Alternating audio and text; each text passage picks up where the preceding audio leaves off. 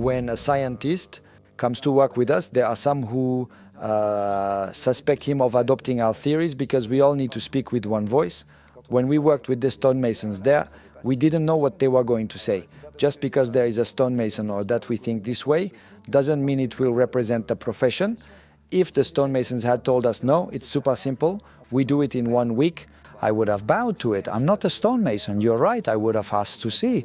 But that's where it would have ended.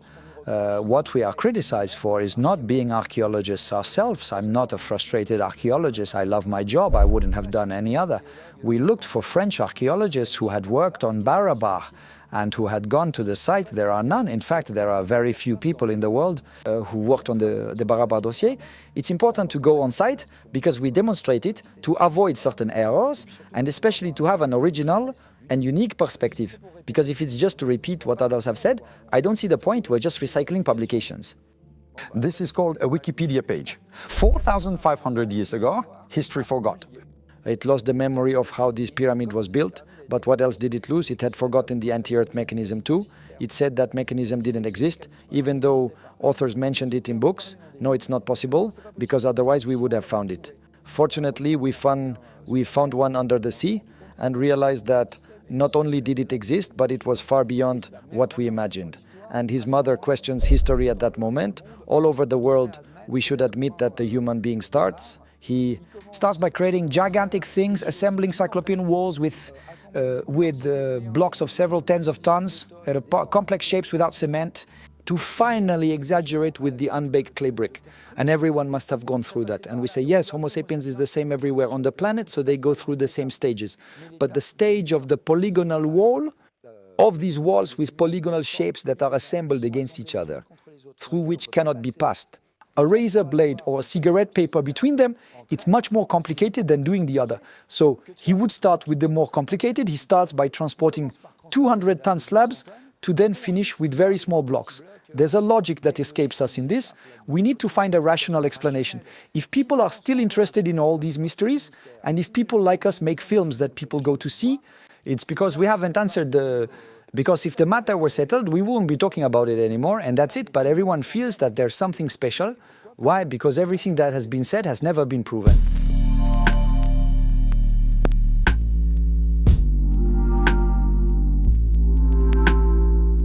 Patrice Pouillard, hello. We are very happy to welcome you as part of the Antithèse channel. To start, could you briefly introduce yourself? My name is Patrice Pouillard.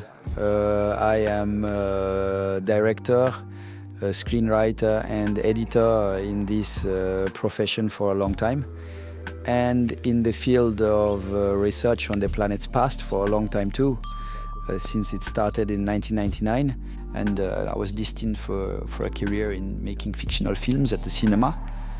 I went through advertising, music videos, etc. And then I encountered this subject and never stopped. And how did you come across this subject exactly? It's someone who introduced me, so to speak, meaning they told me about it, because from where I was when I was 25 or 30 years old, they had no idea that one could challenge or at least discuss the construction of the Great Pyramid, the moving of the statues on Easter Island. I didn't particularly question it. I have always been fascinated by those sites because as a child I watched the Cities of Gold, and I have always been fascinated by those sites, but without it triggering in me the urge to research further. And on my side, I thought we didn't really know how it was built, but that there wasn't much more mystery to it than that. And then a book, then a call, another. At that time I had an advertising contract, so I was exclusive. I was paid even when I was not working, so I had a lot of time. The first year I read a lot of books, academic archaeology and then alternative archaeology, let's say. I researched a bit everywhere, and so there it is. It spanned over a period of 6 years. And after 6 years I went to Egypt, because it's one thing to have theoretical knowledge and hear about all sorts of things, and to go there, for me it was a shock. What do you mean, a shock? A shock at first due to the gigantism. The Great Pyramid is still almost, it is 140 meters high today. When you're at the base and you look at it, it's very big. You move away by 200 meters, you turn around and it still seems the same size. It takes 20 minutes to walk around it. since it is measured at 230 meters on one side. So we have 900, almost 1 kilometer in circumference. The temples are the same. The Egyptian temples where we are, you feel tiny inside. But it's not just the gigantism of the places, since we have that in cathedrals. It's the size of the stone blocks that were moved. And in this case, what raised the most questions for me was the Valley Temple on the Giza site next to the Sphinx, which is made up of gigantic blocks. There are megalithic they blocks. weigh between 100 and 400 tons with somewhat complex shapes stacked. They were not meant to be seen. That too, it somewhat hurt my Curiosity. It's that these blocks were covered with a granite facing.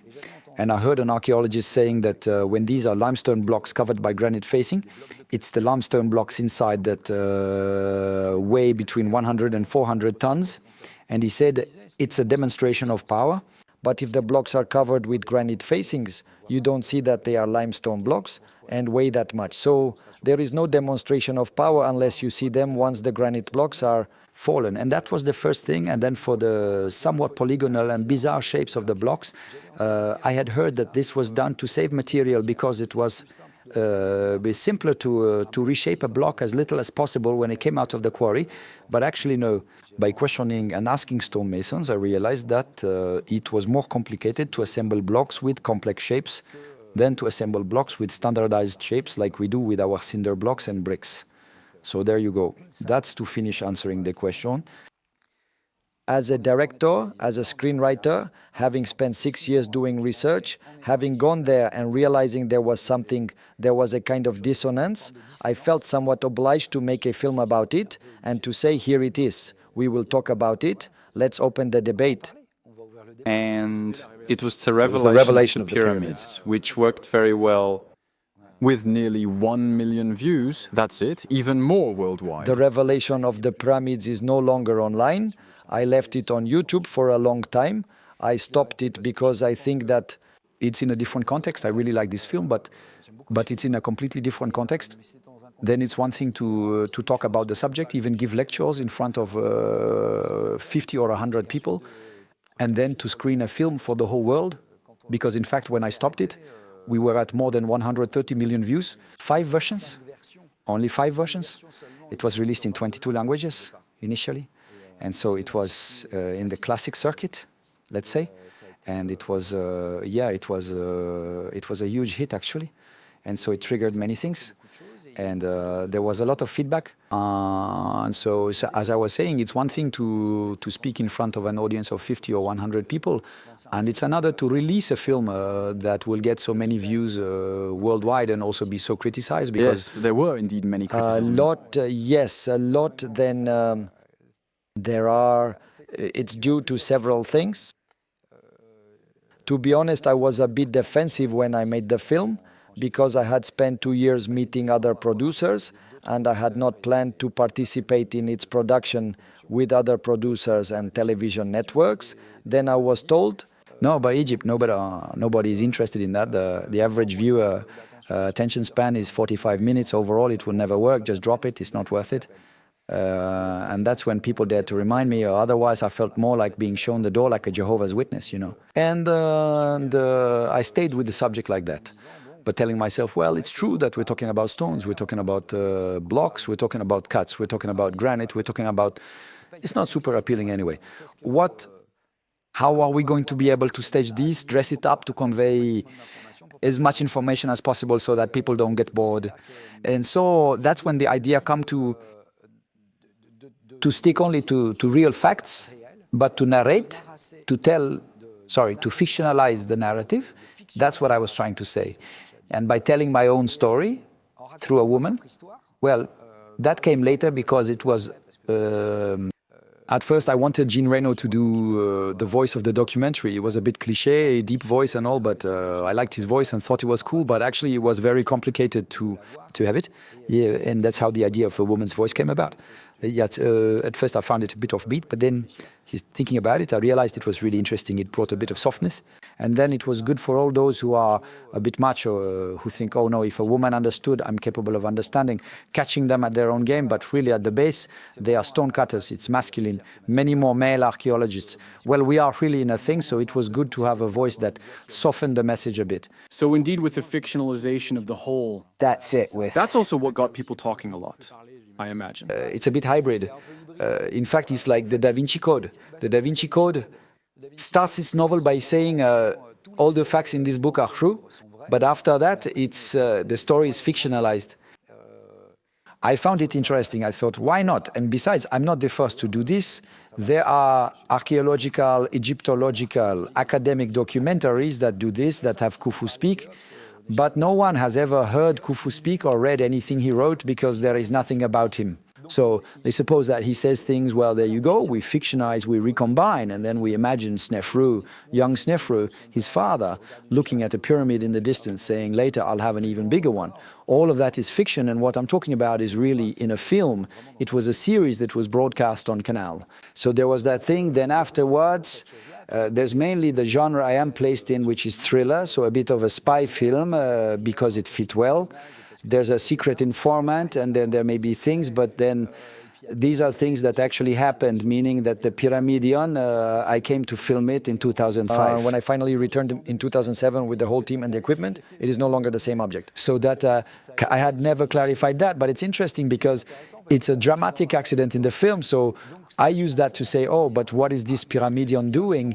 It shouldn't be there, and obviously, well, I wasn't aware of it at the time, but right away it feels a little, it's conspiratorial, that is to say, people know, archaeologists know, but they stay silent, which was never my point. And so at some point, the form and the substance, well, it was mainly the form that might have bothered quite a few people, but let's be honest, it's also the substance. Yes, indeed, because you made other documentaries afterward, including Builders of the Ancient World and Barabars, which we will discuss. But on this aspect, the fiction was removed from the following documentaries. Softened because we still have a narrator who travels around the world, an investigator, but softened because I removed an element of narration, which is antagonism. And the antagonism is the villain, or the society, the village, the James Bond villain. Well, there it wasn't identified. I removed that. I removed a bit of the tension and everything because I realized that in the end it wasn't necessarily needed, especially if it undermined the purpose. It was not necessary. So at the time I made the Builder of the Ancient World, there had been legal issues regarding the revelation of the pyramids. So the film had not been released in France. It's difficult to make a sequel to a film that is hard to find. We don't really know what will happen because it completely slipped away from me afterward, and we won't build on sand.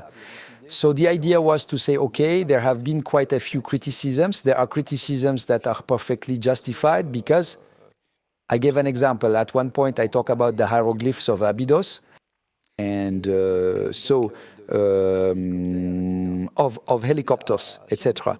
There, if we listen carefully to the text, I say in it, there you have means of transportation. I show that it's a helicopter, it's a tank, etc. And I say that mystics might see it as a sign of the times, but the reality is that it is an extraordinary coincidence. And actually, it's Seti I's cartouche, that was Ramses II's cartouche, was added to Seti I's. And over time, the plaster fell off, and it revealed those shapes. Why? Because I looked into it. First, I didn't want to talk about it without having filmed it, so we went to film it. When we filmed and photographed it, I realized that the versions floating around the internet were not the same, that they had been photoshopped and that the small details had been removed, which allowed one to see that it was indeed a superposition of two cartouches. It was completely improbable that we have two overlapping cartridges. It's really mind-blowing. And that it forms these objects. It's a palimpsest, classic in ancient Egypt, and not just in ancient Egypt. And then later we can predict that it's a pareidolia, meaning we see shapes, and when we are not informed, we see a tank. When you know hieroglyphs and are used to seeing them, you see that it's a hand that is repeated and found in many places, and actually know, viewed in a certain way, it could look like that. So I talk about it in the film in this way, saying, be careful, an image will never be proof. Be careful of what you can see on the internet, but I I clarify it by explaining that it is truly a superimposition. There are lots of people who understood the opposite, who interpreted it differently. Why? Because the image is stronger than the sound. What we see impacts more than what we hear. And so what they saw was they saw the Star Wars comparisons, etc. Oh my, it's incredible. If we don't listen under good attentive conditions, if we don't listen to the rest and just watch like that, and that was also a lesson. There I thought to myself, oh darn, oh yeah, so I have to be careful. And so you took some of the criticism into account eventually when it was given to you? Part of the big sections. A big part of the criticisms. Well then, apart from those who say change careers because it's not good, well, we don't care about that, but otherwise the critiques like, no, we can't say that and everything. But first, in this case for the palimpsest, that's not what I said. But if I say something and I'm not understood and some people think the opposite of what I said, well, it's up to me to do the work and try to make myself better understood by the broadest audience possible. That's not easy. And then there are things that are sometimes said a bit quickly or that are not formulated in the right way and in the scientific way, let's say, right? The right way. And so, well, I can perfectly understand that. And the goal is then we evolve between the knowledge I had at the very beginning and what I have now, for example, about the size of the rock. It's not the same. And fortunately, because otherwise I would be more of a religious person than in a scientific approach. Many people criticize you for not having a scientific approach compared to archaeologists who supposedly do. What do you think about that? Well, what I think is that we have a scientific approach because we use a roughness meter and 3D scanning. Anyone who comes to Barabar, for example, with a 3D scan will get the same results as us. Anyone who takes our data, the raw point clouds, will produce the same reports as the 3 reports that were made from the Barabar scans. Anyone who comes with a roughness meter will get the same results.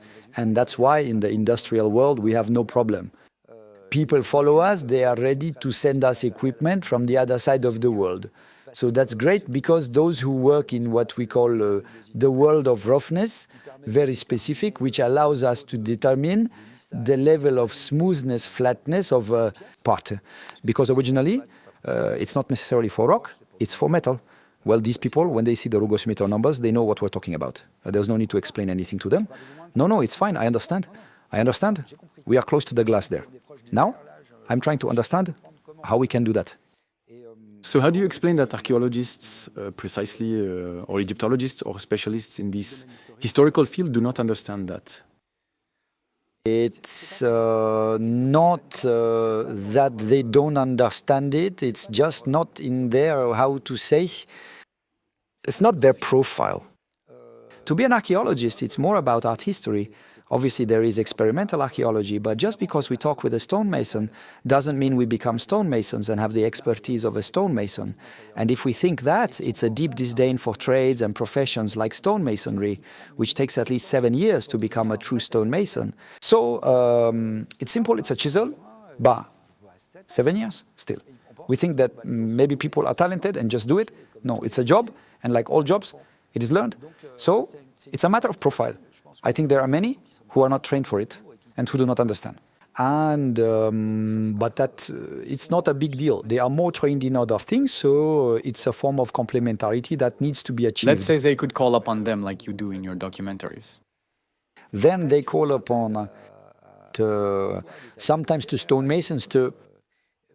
But do they do like us? That is to say, when we call on them, let me give an example.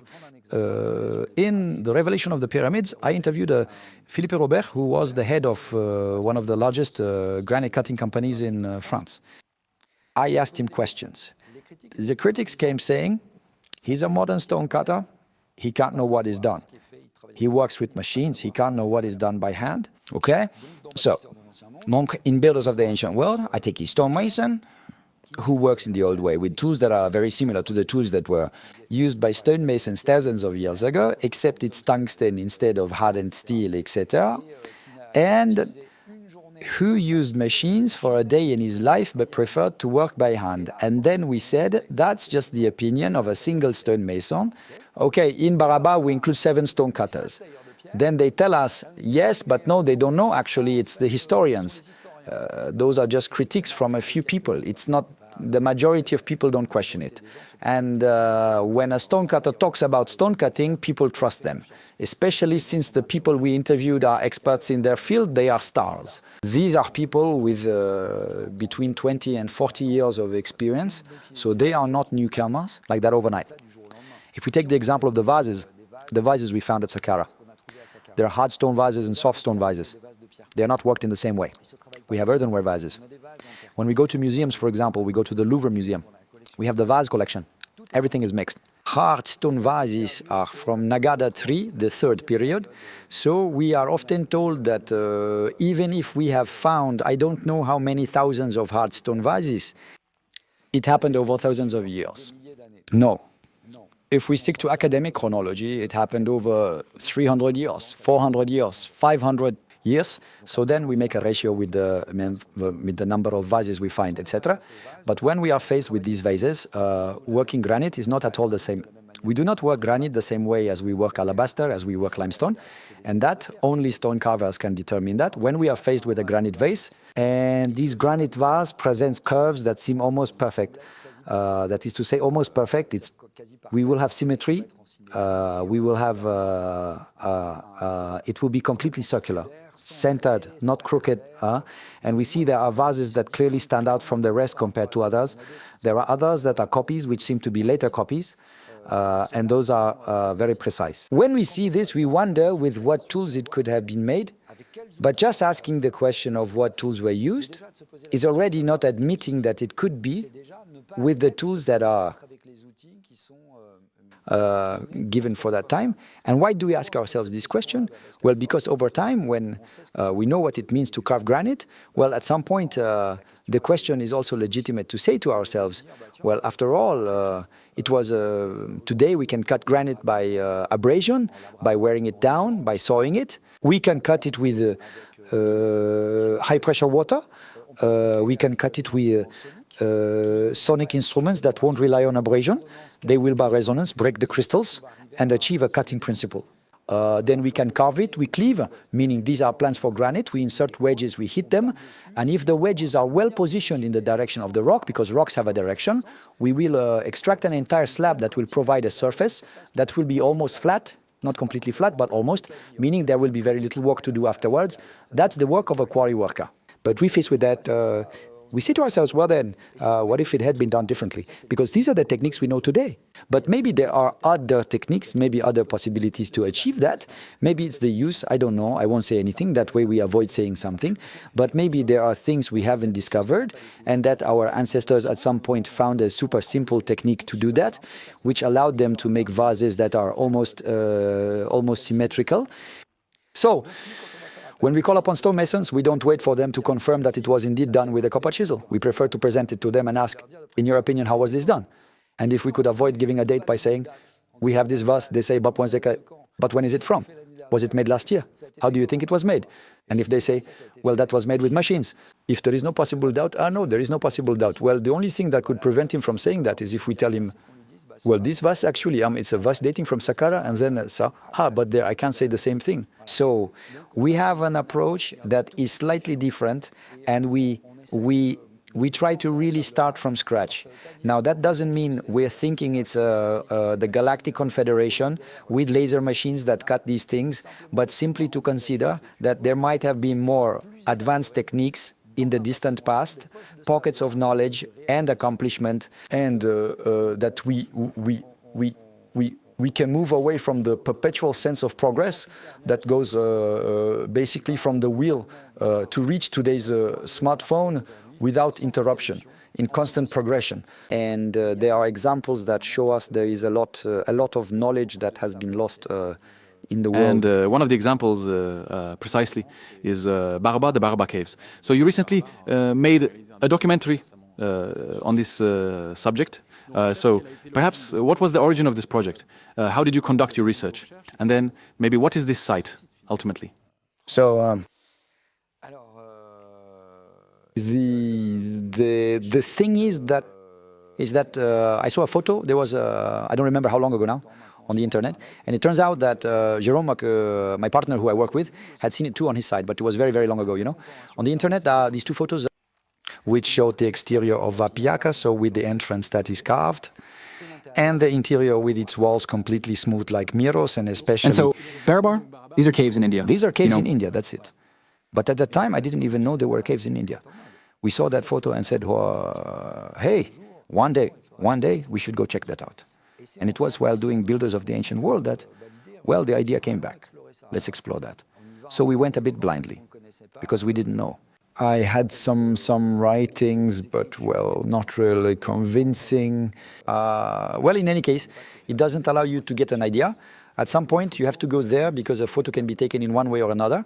That's why we try to be very thorough in the film and to show everything. And so when we arrived there in 2017, it was in January 2017, well, it was a shock because being used to seeing carved rock a little bit everywhere, we had never seen anything like it. And the only granite surfaces which were more or less similar to what we find inside Barabar were the sarcophagi of the Serapeum in Egypt, at the Saqqara site, where there are granite boxes that weigh several dozen tons, which were placed underground with lids, and the inside was cut out. These are blocks. What was removed is parallelepipedic. It's mirror polished and just extraordinary. Yes, because these caves, in quotes, were really excavated. I mean, they were dug into the granite. We're inside huge granite rocks where entrances were cut and then they entered. So when I say we, it's not us, you know. They went in and they created volumes that appear simple. So that's what we discover. We discover shapes with vaults, slightly inclined walls. It's very surprising, very little light inside, if not none at all, everything, and an effect on the sound, on the voice, because first it's our own voice. Very surprising, even really unsettling. And there we try to measure them, we try to see. So we use the roughness meter, we realize that it is incredibly smooth. We try to measure them, but since the walls are inclined on both sides, we put the rangefinder and it hits a bit lower opposite. So we say to ourselves, it's not very serious, we'll have to cheat the rangefinder. Already, sometimes we are criticized for not conducting real metrology campaigns, because when we measure, we don't just take a measurement and say, look, it's this much. We average measurements all around and so on, and we take a large number of measurements to verify all that. But we're not metrologists. It takes a lot of time. We don't always have, the time, the resources to stay as long as we would like on the sites. So there, we think there's something weird anyway, and it stays in our minds. We think we should go back. Not planned to return during BAM, since it was during the film. We'll do what we can with what we have, and it's the first sequence we see inside BAM and elsewhere, which ends by saying, convinced that we should go back because we had seen our roughness meters, we had seen that there were all sorts of things, we had enough to intrigue us. And it turns out there was the possibility to do 3D scans, and I asked, because we didn't have any money at all left for the film's budget, so I asked this company, they must have gotten a bit fond of us, and they gave us a great rate.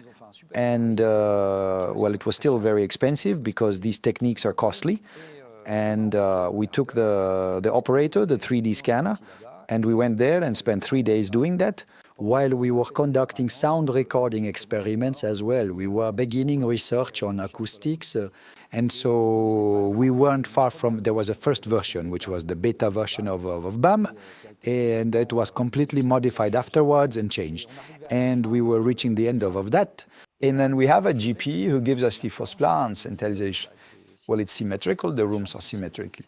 We had already been faced with the concept of symmetry with the statues and heads of Luxor. We didn't have 3D scanning back then, and the American researcher who had, the engineer who had worked on it didn't have 3D scanning, as that technology didn't exist at the time he went there. He had worked with cameras and then reinterpreted by computer with specialized software for that. And so here we see that it's symmetrical, and we realize that, well, it's strange. we see that it's really because originally there were real portions of circles. That's what came out immediately. The work hadn't been pushed further. We hadn't realized that the curves were much more complex.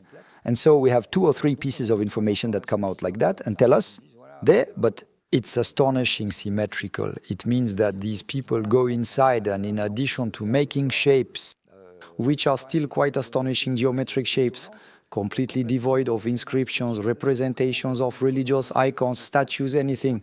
So very, very austere. And now it's symmetrical. But what we lacked, and this is what an astrophysicist whom I met at CINES told me, and he said he was very, very intrigued by the Barabar chambers. That was after BAM. He told me, but I am a scientist, I consume data. So you say it is symmetrical. I want to know how symmetrical it is. I want us to quantify this symmetry. I want to know the margins of error, etc. And so it took us a little time to fund this report. We got the scan analysis report, and when we received that, well, everything changed, because we were faced with completely new and unprecedented information. That is to say, could you elaborate a bit on these results? Would you still say that it is one of the most enigmatic sites in the world? Yes, if not perhaps the most enigmatic.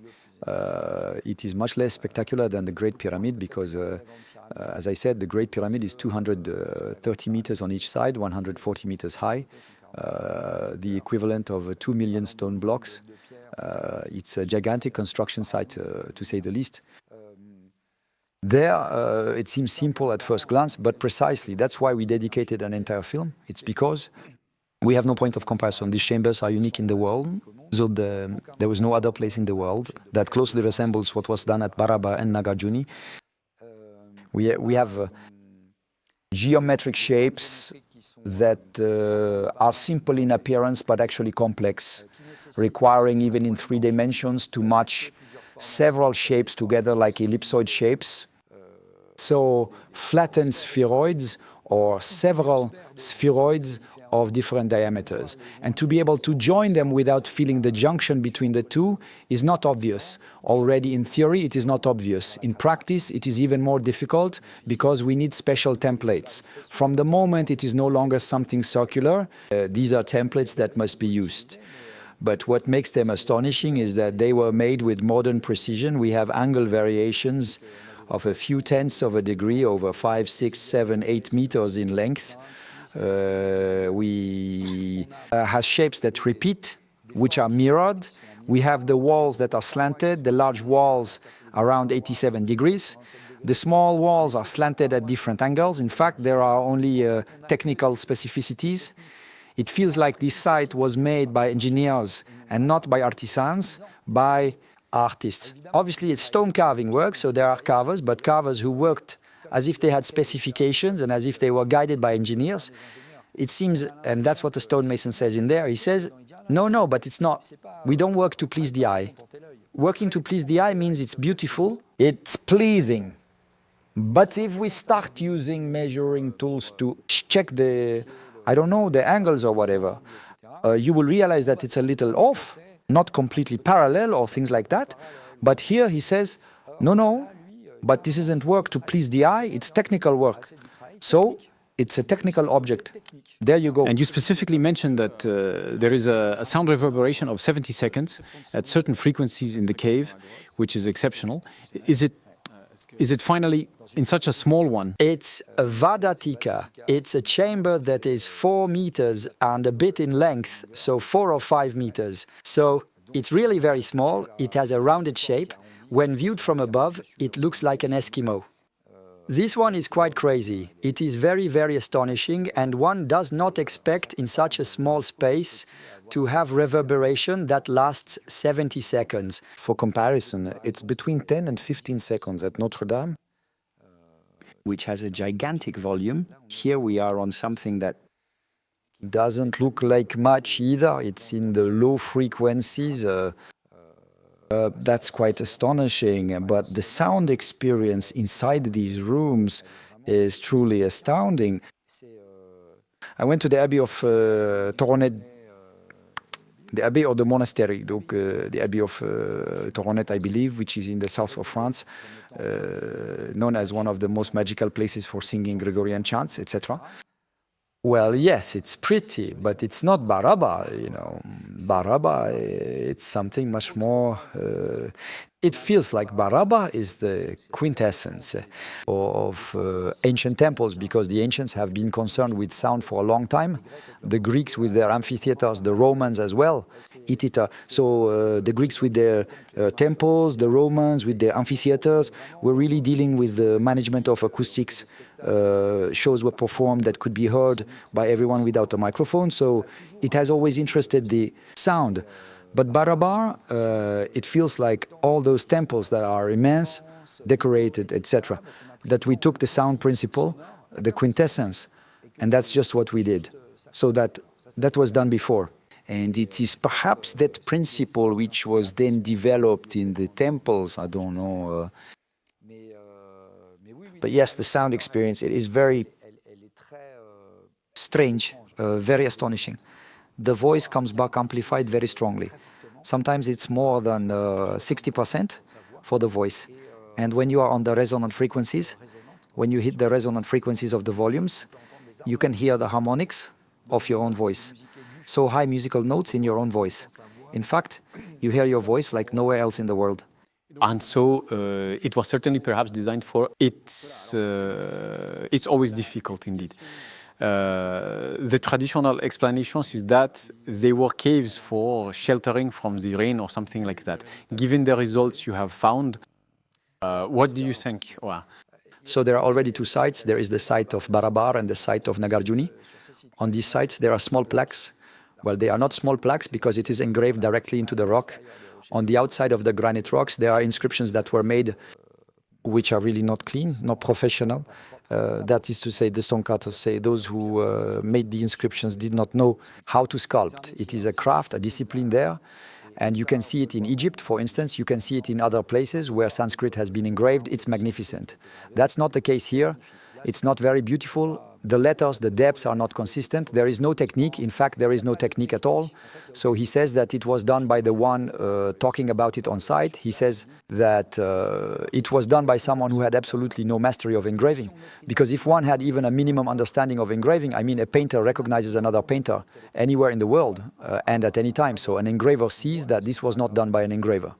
So it seems surprising to have so much care for volumes with complex shapes, with an attention to detail that makes it worked on, and that it seems to be easy to work with modern precision. We don't know now how it was done. And outside finding this written, it's a bit like if you had, I don't know, a Ferrari and then someone writes Ferrari with a knife tip at the back. It's a bit strange. It ruins the work. And so regarding the pillar-to-pillar chambers, there is no function given for these chambers. It is said that it is the king who offers it in his 12th year of reign, that is 12 years after taking office. King Ashoka offers this chamber to the Ajivika sect, which is a religious sect, and of ascetic beggars who lived mostly naked, who had some very austere practices. It was a lot about asceticism, so they lived in total deprivation. What year is that, according to the narration? 300 years before our era, so approximately 2,300 years ago. And then we have the Nagarjuni site, on which there are other inscriptions that are made in the same language, which is Brahmi. And there, however, a function is given. That is to say, it is said that it is Dasharatha. So the son or grandson of Ashoka, we don't know, since all of that has been erased for nearly 2,000 years. The son or grandson of Ashoka, who bequeaths his chambers to the Ajivika so that he can protect himself from the elements, but at the time of the rainy season, the monsoon.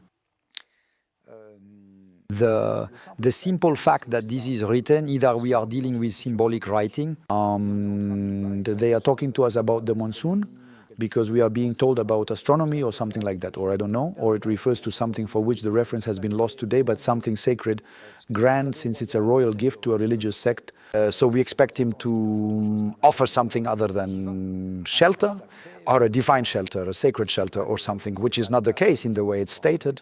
And above all, we think that we place ourselves on, since it is difficult to determine the tools, we say, okay, let's use the cohort of rudimentary tools, picks, chisels, and then we come to polish afterwards. It represents a monumental task.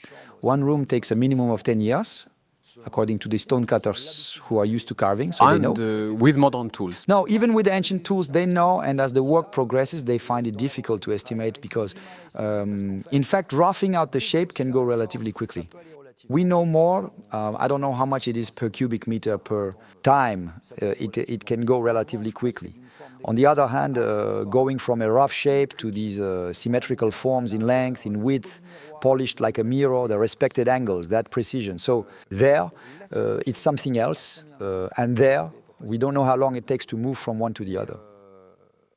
But if contemporaries of this construction realizing the projects it represents, it's stonemasons working for 10 years in the same place, and who will work with a finish that is like this, with symmetry.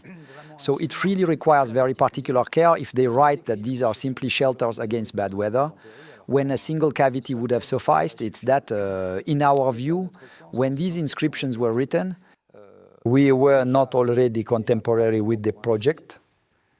That is probably, moreover, the Indologists we interview in the film, who thinks that the inscriptions, those inscriptions are later. So the caves would date from well before, at least a period we don't know about there. That's it.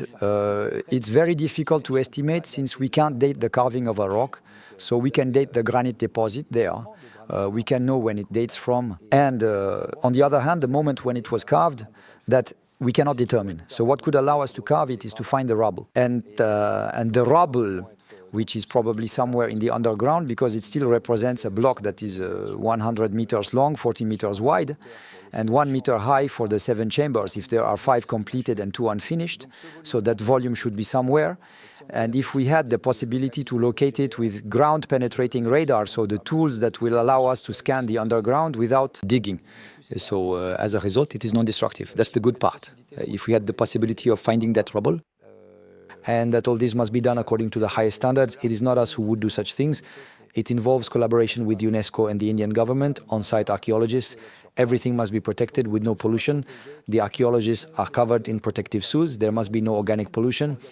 And then, at that point, if we manage to find organic material among the rubble, we could get an idea of dating and know when this rubble ended up underground. And then, by analyzing the surfaces, we could maybe try to determine what materials were used to cut them. That would be quite good. Leica, the company, is ready to support us in doing this. So we just need to get permissions in place, and we will see if we can do it. If we find this rubble, they must be somewhere, and we think they did not throw them 10 kilometers away. So there's this issue of dating, which is complex. And then especially there's the fact that we're talking about 3 chambers. We need to try to also properly place in context when the inscription says that King Dasharatha bequeathed them upon his arrival on the throne. So if he bequeaths the chambers of Nagarjuni, the second site, upon his arrival on the throne, it means the chambers were made before he was on the throne. And the one who preceded him was Ashoka. So it was done during Ashoka's reign. So the 5 chambers, 7 in total, but the 5 completed ones were made during Ashoka's reign, which lasted 28 years. So when we say 10 years, it means you need to have teams that are large enough to work on chambers in parallel, as what the stonecutters taught us.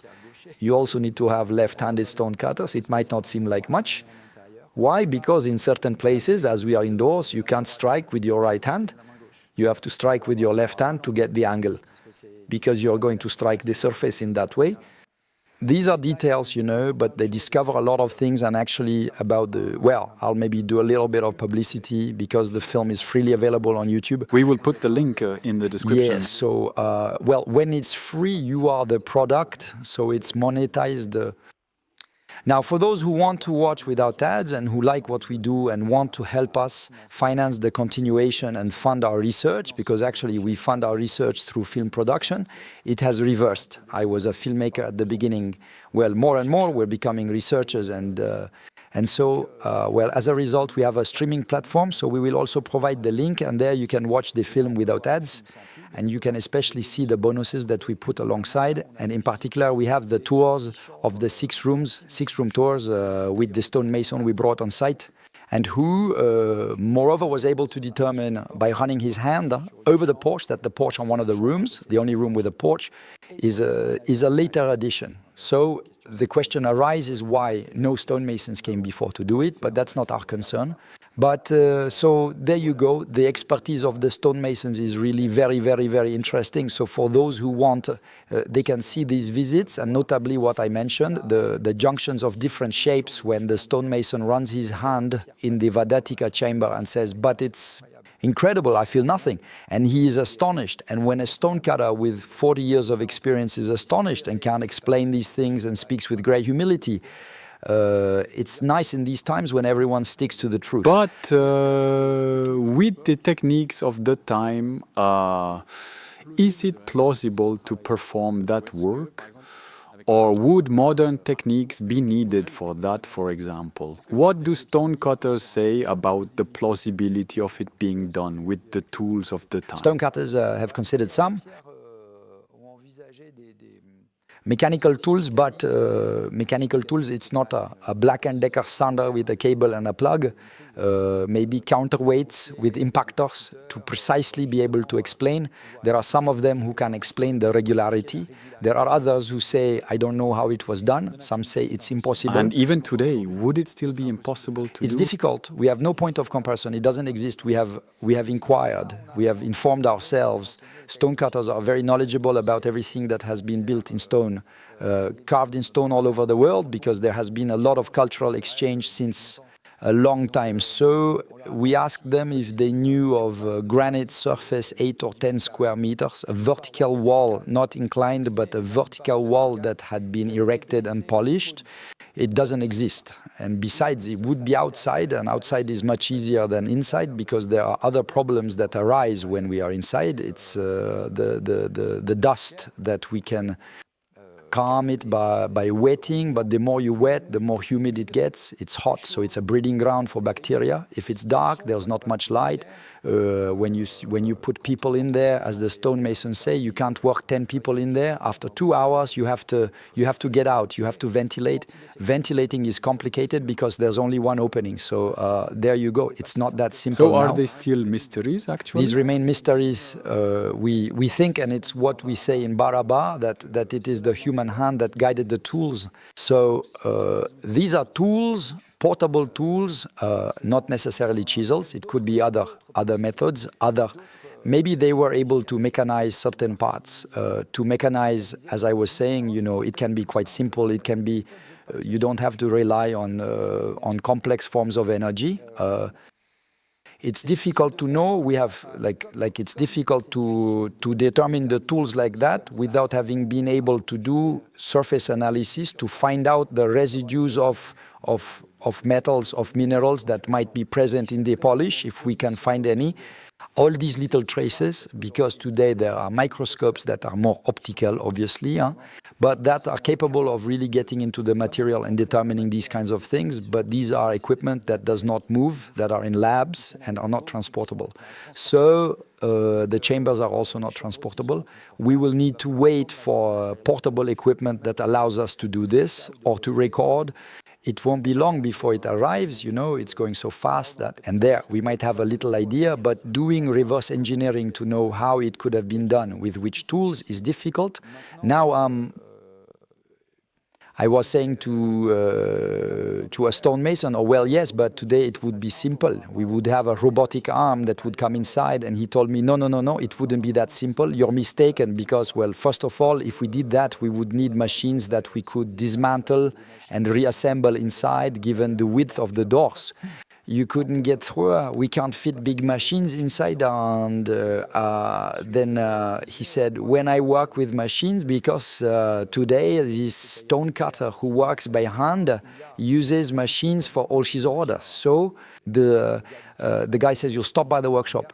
The workshop is a warehouse of 3,000 square meters, so it's they truly have a lot of humility, and they do a lot of things, rock cutting and all that. So Today, he works a lot with computer numerical control machines, but he tells me we work in the direction of gravity, meaning that the milling machines come and cut like that when we polish. The same way our plate that we will put on top, or the desks and all that, will come in the direction of gravity, so we will take advantage of the weight to press down. Yes, they are not walls. Polishing vertically or vaults is even more complex because abrasive pads are needed and gravity inevitably makes them fall. You have to hold the tools, so there you have it. It's a job. And when you say polished, it's really polished, meaning in the documentary you can clearly see that it's a surface. It's almost glass. It's almost glass. There are comparisons. We did it. I won't give the numbers because they wouldn't mean anything to anyone here. Profilometer. All our reports are available for free on our website, open source, because the goal is for it to spread and for as many people as possible to have access to the data. And so that's baminvestigation.com. So there are reports, roughness measurements and all that. The fact is, I continue with that, and I was telling her, we can have an arm with a drill. She tells me, no, when you're working in the direction of gravity, it's okay, but if you work laterally, the longer your arm is, the more it will vibrate. The more it vibrates, the less precise it is. However, what we observe is very precise. So we can't work in that manner. Therefore, the tools really need to be very close. There must not be too much offset. He tells me working against the direction of gravity is complicated. It is really complicated. Obviously, if we wanted in our time to cut these rocks in granite, a stonemason gave us astronomical figures in terms of price. How much is it? They were talking in hundreds of millions. It's hard to imagine, but because of the machine, etc., it's enormous. So stonemasons might be able to do it by hand, like that today, because there is also something that must be said. According to history, these chambers would be the first and last, since there are no others. There is no equivalent anywhere else on the planet. They would be the first. The idea would have been the king would have wanted chambers to be made. He would have asked for chambers to be made. They would have been made, and that's it, finished. The stonemasons all agree. It's impossible to embark on such a project if you haven't done it before. What we see here is mastery at all levels, at the level of design, at the level of execution. When I say at the level of realization, and I paused a little, it's because the realization is done in several stages. There are several trades involved in the line of accounts. There is a quarrying profession, quarry workers. It's in the quarries. They are the ones who remove the blocks. They are the ones who will come to remove the large blocks of material to rough cut. Then there are the crafts of the carver, because they will come with chisels to refine more and more. When there are kicks that create grooves, they will fold all that down, then gradually get closer to the shape. And then there are the people who will come to polish afterward. But there will be those who will check. And we are obliged to make symmetrical rooms inside volumes of grade 10. We are obliged to constantly check because we are working inside a material that we are hollowing out. So if we go too far, it's over. Yet everything is symmetrical. That's what makes it extraordinary, by the way. And it goes even further. The volumes are what they wanted to make. The volumes are not, one might say, oh damn, we missed this here. Let's enlarge a bit here, so we'll enlarge on the other side. Since we want it to be symmetrical, first it needs to be explained to us, but it is absolute. There, we decide to extend the wall, to dig the wall 1 centimeter more. We'll have to do it on the other side. Okay, but at that point, we'll change the volume, yet the volumes are coordinated with each other. And that's where it really raises a question, because we've been talking about the way to do it, the tools, etc., while staying within the limitations of the tools that were supposed to be available at that time. But now, on the other hand, it is the knowledge to be implemented for two things. The first is that we have room volumes. So these are rooms with slanted walls and with arches, sometimes made by several segments of cylinders or ribs, because we have an arch that is slightly bell-shaped, for example. That's quite complicated to calculate in terms of volumes, but normally what we do is we make portions of simple volumes that we put, and so we have a portion of ogives, a portion of circles, and we take the formulas that correspond to that. We add up all these portions of volume and we have the volume. But there, the problem that arose for the designer is different. It's that if I want to have a given volume, I want, for example, my room to be 200 cubic meters. They weren't using cubic meters at that time, but I wanted to be 200 cubic meters.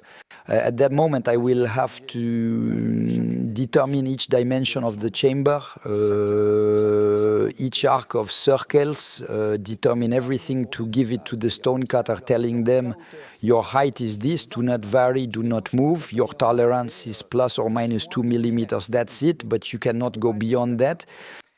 And being able to determine all the dimensions, that is to say on paper, to determine all the dimensions so that it makes a given volume, is extremely complex. We're at a mathematical level here that is far beyond, even if we know that the Indians were very strong in mathematics, we're at a high level here. And the second thing is that we have 3 chambers that demonstrate a resonance frequency of 34.4 Hertz. And it turns out that this was determined from sound recordings of balloon bursts made according to a special protocol in the chambers. It gives them information, it gives information to the acousticians who then use those recordings because it stimulates the, I don't want to say anything incorrect because it's very specific in sound, their jargon and everything, but it gives them a recording, a sound, a sample that allows them to determine a lot of information from it because it is an explosion, it is very short and very broad. We have a sound engineer. Okay. From that, we determined that the first resonance frequency, I would say common to 3 rooms, is 34.4 Hertz. And there's a fourth one where it is at 34.5 Hertz with a 0.1 Hertz difference. But since we weren't sure of the temperature and temperature influences the measurements, we set that one aside and kept 3. But these 3 chambers, they have volumes that are very different. We have Vapiaka and Gopika. Vapiaka is very small. It is very small. It is 5 meters long, but it has slanted walls and it has a vault, and the entrance is on the short side. And Gopika, it is 13 meters long, so is almost 3 times the length. It is completely curved everywhere. There are only curves inside, and it has a much larger volume. And yet both will present the same resonance frequency. So there are resonance frequencies. There are quite a few inside. It's not just one frequency, but below 50 Hertz, there are very few. In Vapiaka, there is only one. In Vadatika, there is only one. In Gopika, it's 5 or 6, I can't remember, frequencies below 50 Hertz. The probability that when someone talks to me about this, it is to be excluded. So what does that mean? That these people were capable, from the very design, of anticipating the sound frequency that would be produced by the volume. What does this show once again? That we have a mastery, we know exactly how to do it, and that the Barabar chambers are not a trial run. That is to say, we have been doing this for a very long time, that we perfectly master it with a level of knowledge that is far beyond what we assume. The question is, where does it come from? And what is the basis for all this? So now, and I've made a big digression for 2 things. On one hand, it brings us to mathematical knowledge and acoustics, but on the other hand, it's regarding the question that was asked earlier about I won't say in the difficulty of size, meaning when we're inside these volumes, we wonder how much time is needed. Are the craftsmen today, or would the stone cutters be ready to redo that? But the problem is that the stonemasons are starting from scratch there. They would first need to learn the techniques, develop the techniques, and become experts in constructing chambers for the experience to be worthwhile. Because today, either we consider that back then, the stonemasons learned that. So in about 1 generation, they learned that they were able to do it, and then for reasons unknown, no one ever did it again. So those people had that specific skill, because if it were that simple, this constancy would be found, at least in India, where construction and carving continued in granite, in basalt, and almost everywhere. And not even a century after the Barabar chambers, the supposed date of the Barabar chambers, we have creations that please the eye, but they are not creations made according to the same criteria, with the same precision, the same rigor, and the same workmanship. So that means it's something not easy to achieve, and especially what the stonecutters tell us is that the guys from start to finish perfectly master the process. So all this adds to the complexity. Where are the previous ones? Where are all the construction sites, the places, the workshops, where the stone cutters trained to achieve this mastery? Where is it located, since there is nowhere else known on the planet? In fact, there must be others. They must be somewhere, maybe they are underground. So it might be much older than we think, and that's what would explain that they are underground or under the sea. Because when we saw BAM, we know there was a catastrophe 13,000 years ago. We'll talk about it again later. So the question of the, do you have a question? Yes? Go ahead, ask it. I just wanted to ask you a question about the 70 seconds. Have you looked into it a bit, tried to find out if there were other places currently known that have such a long resonance of that size?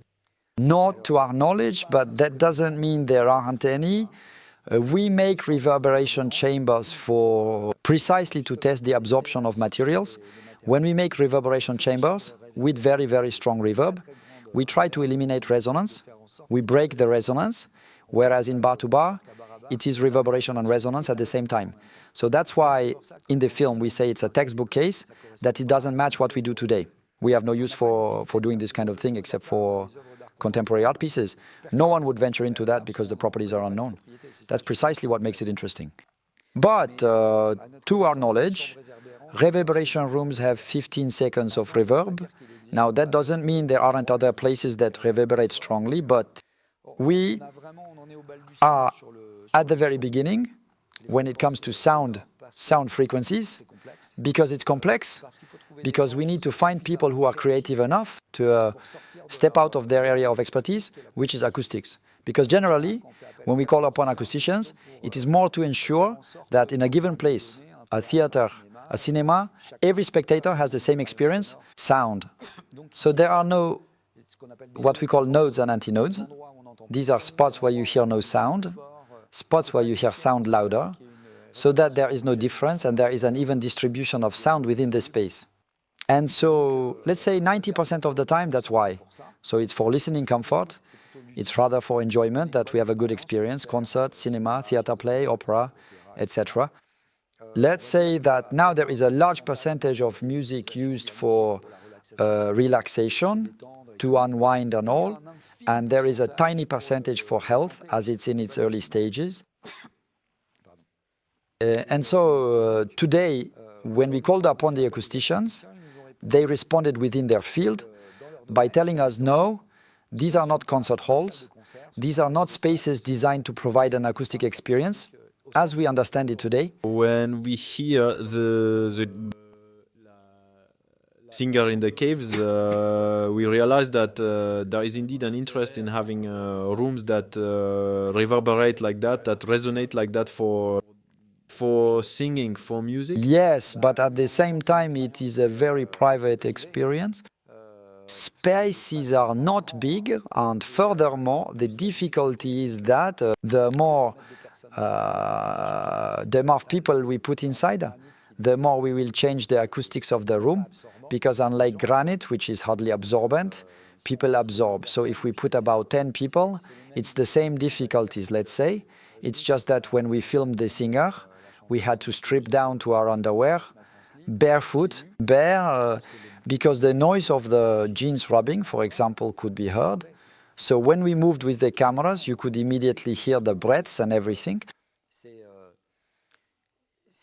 Anyway, it's difficult to say why it was done, what it's for. It remains indeed hypothetical, but we could also think of, indeed you mentioned health, but there might be resonances in terms of initiation.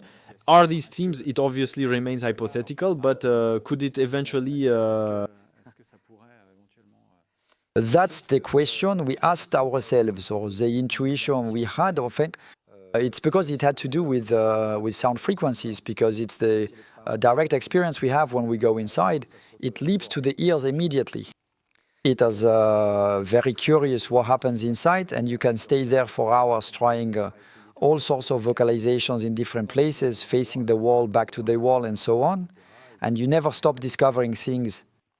Then the slanted walls remove the floating echo effect. The polymirror contributes to the diffusion of sound, thus increasing the reverberation, if I'm not mistaken. The symmetry and the volts affect the same, the propagation of sound inside.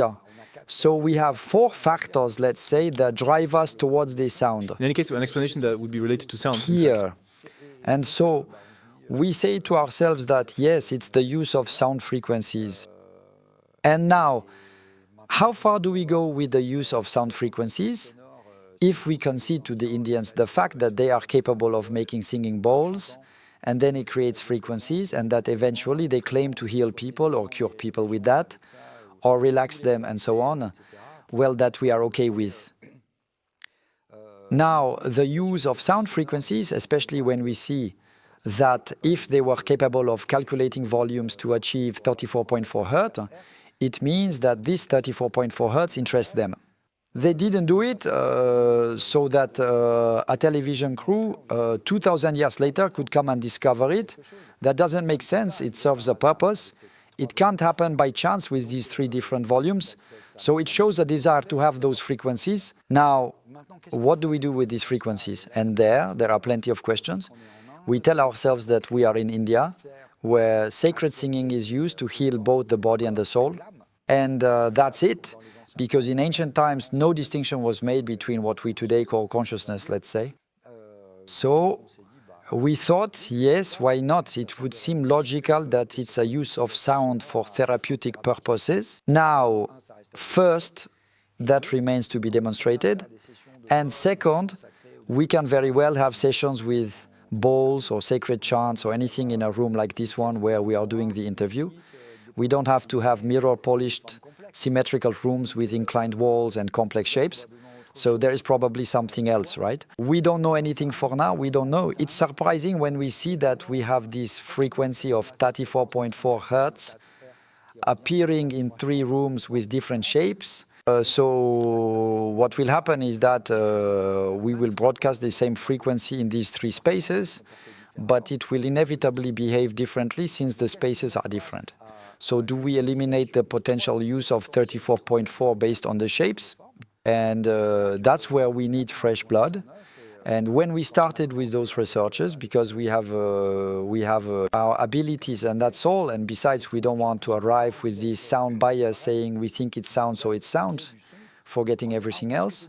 We tried a bit with the light, but we realized that since the walls were tilted and the floors were not completely smooth, a light beam quickly died on the floor and stopped propagating, which is not the case with sound.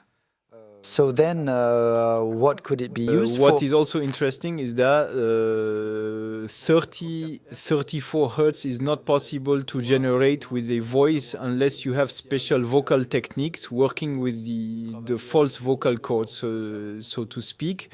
We can't reach 30 Hertz with the voice. It's very low. It's very, very low. We have a sample in the film, by the way, that we broadcast so people can hear it. Yeah, it's very, very low. So if there's 34, there will be multiples. So if we knew, and that's actually why we're still in it now, what we need.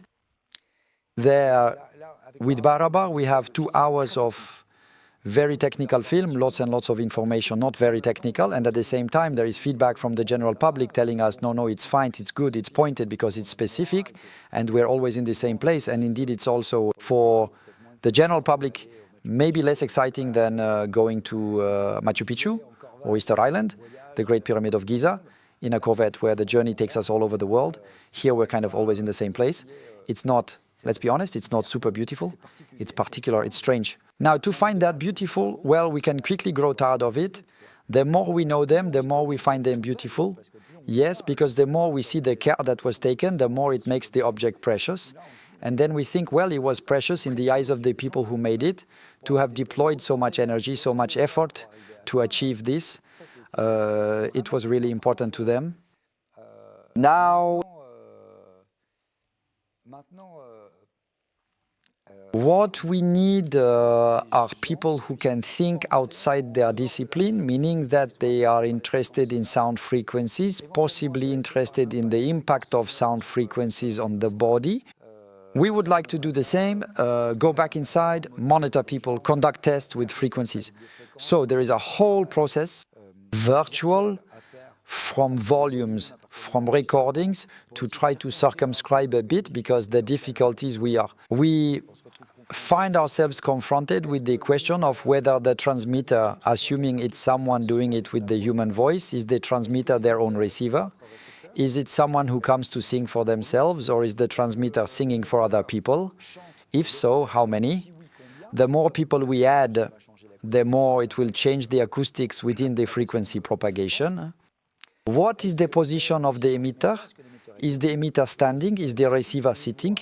We see from focus tests we've done that in Gopika. The one that is oval at 80 centimeters from the ground, there are sound focus points. So there, the acoustic experience that is of hearing the frequencies in that spot is stronger than in other places. More significant, since it corresponds to a person who will be seated and will have their ears approximately positioned at 80 centimeters. So does that mean that the people receiving were positioned there, but the person emitting, were they standing, were they lying down, were they at an angle, were they outside? There was a study that showed us that a person could stand just at the entry of the volume, and it was where there was the best propagation, in any case, the most harmonious, the most uniform throughout the room. So there are many, many things like that. Research, yes. Are you going to publish the work on scientific We would journals? love to. We would love Do to. you have contacts or leads for that? It's difficult because when a scientist comes to work with us, some suspect him of adopting our thesis because we would all need to speak with one voice. And, well, I don't know. I can't imagine that one could. It's true that in academic archaeological documentaries, there is always only one point of view. There is no contradiction. I don't see any. I don't see people who could defend hypotheses or ideas like the ones we present in our films being invited to speak in those. No, we don't talk about it at all. When we call on people, when we worked with the stonecutters, we didn't know what they were going to say. Just because there's a stonecutter, or we think something doesn't mean it represents the profession. If the stonecutters had told us, it's super simple. We do it in 1 week. I would have bowed. I'm not a stonemason. Oh, really? Well, I would have asked to see, but that's where it would have ended. You say that scientific journals are not interested? It's not that they are not interested, it's that to make a scientific publication, in a peer-reviewed journal, we need to come with references. I think we need to be overseen by a scientist. We don't want to put a scientist in an awkward position. We don't want someone presenting a hypothesis or a scientific publication to be suspected of being biased, which moreover we don't know anything about, but to be suspected of being... Because today there are some people with which we were able to work that received attacks afterward, and we had that with the geologist, Eric Gontier, who worked with us, and suddenly they attack his integrity since they attack the people. When they cannot directly attack the work, they attack the people. And so, that's a dream. We have what it takes to do scientific publishing. Does that mean that if you're not a doctor in history, archaeology, or don't have a title, you can't publish in a scientific journal? It will not be read. If it is not sponsored by an archaeologist, it will not be published in an archaeological journal. It will not be read by peers, because they will say, that's something we can be blamed for a bit. We have a multidisciplinary team. So we have engineers, technicians, acousticians, and indologists in the case of Barabar. We had a geologist, Eric. We have others. Then there are scientists we work with who don't want to appear on camera, and we completely understand. So it's a multidisciplinary team. Now, what we're criticized for is not being archaeologists ourselves. And I've heard it, I don't know how many times, but he's not an archaeologist, or he thinks he's an archaeologist. No, we absolutely don't think that. I'm not a frustrated archaeologist. I love my job. I wouldn't have done another for anything in the world. Afterwards, it's curiosity, it's the search that drives us to want to find answers. But I would love it. We looked for French archaeologists who had worked on Barabar and who had been to the site. There aren't any. In fact, there are very few people in the world who have worked on the Barabar file. You can count them on one hand. And those who went on site afterward, that narrows it down even more. And it's important to go on site since it shows to avoid certain mistakes and above all to be able to have an original and unique point of view. Because if it's just to repeat what others say, I don't see the point. We're just recycling publications. That is called a Wikipedia page. It is not a scientific publication. In any case, if an archaeologist is listening to us, he knows who to contact. With pleasure.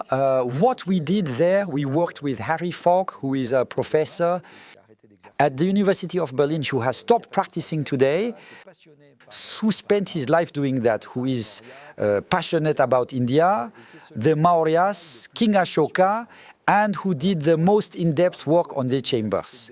For the record, even though he is at the University of Berlin, he went to India several times to write a book that is the most detailed you can find on the subject. He paid for the trips himself.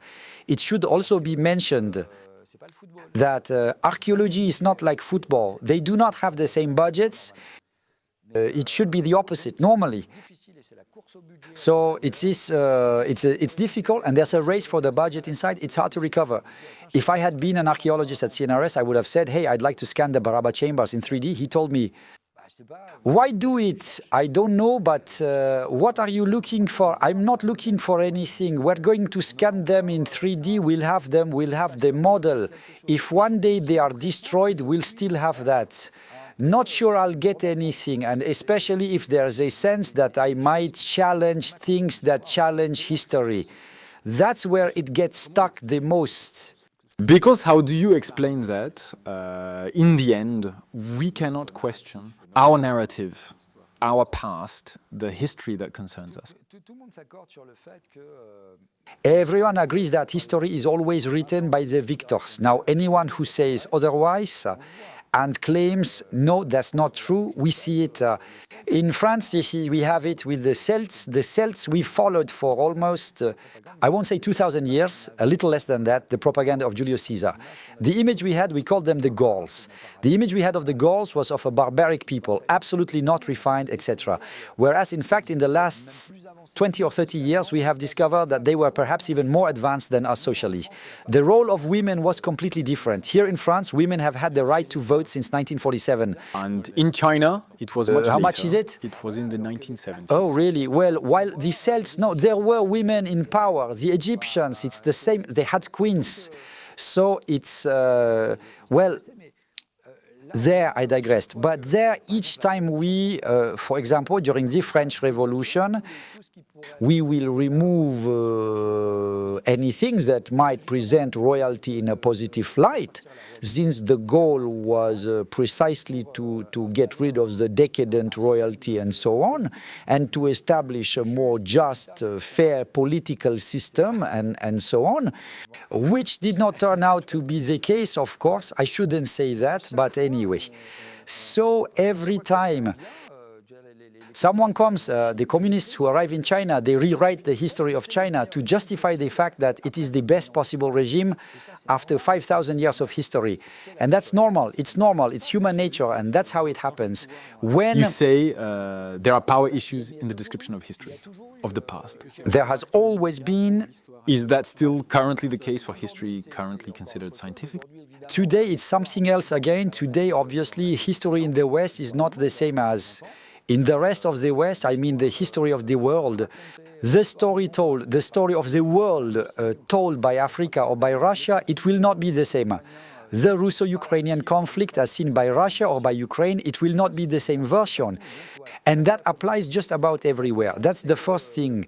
The second is that we have a very late history, because before it's prehistory, we consider that when we were not settled and didn't have a written language, I'm oversimplifying, there was, broadly speaking, no history. So that's why, for example, with the Celts, it was thought, since they didn't have a written language, as if written language was a sine qua non condition for a certain form of intelligence, reflection, and so forth. civilization. However, no, there are peoples who orally repeated the same things for millennia and who preferred. The oral tradition was extremely important because they were afraid that writings would be misused. They feared that writings would fall into the wrong hands. They were afraid it would be misinterpreted. And so they preferred an oral tradition that could only be interpreted from initiate to initiated. But it's exactly the same thing today.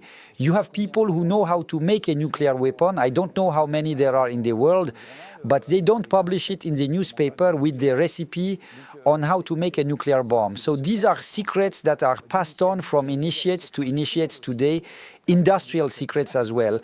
The Coca-Cola recipe is given to no one. So there it is, it's secret. And maybe there are people initiated to this recipe, it's secret. So these functions have always existed everywhere. So history cannot be aware of everything. The companions are quiet people who speak very little, and unlike people like me and the companions, in fact, have been passing things down for centuries and millennia, but it was manufacturing secrets. The companions, the stonecutters, as they are also called, but be careful, the stonecutters did not give their secrets and did not give their recipes because it allowed them to exercise a counterpower against the royalty. Because a king without builders cannot reign. He needs builders to have a city and therefore to have a kingdom. And so it makes the builder's position indispensable. And if they had given away all their knowledge, the king could have said, I don't need them anymore and I'll take others. And so it allowed for a kind of counterpower. And that is how we sometimes see in churches or cathedral symbols that are not necessarily biblical or religious, as somewhat surprising symbols, and how the craftsmen, the stonecutters in the cathedrals, enjoyed inserting alchemical symbols, gargoyles, and all sorts of things in a symbolic language, which is behind the official language. So here we have full of powers in place where we have writings that disappear.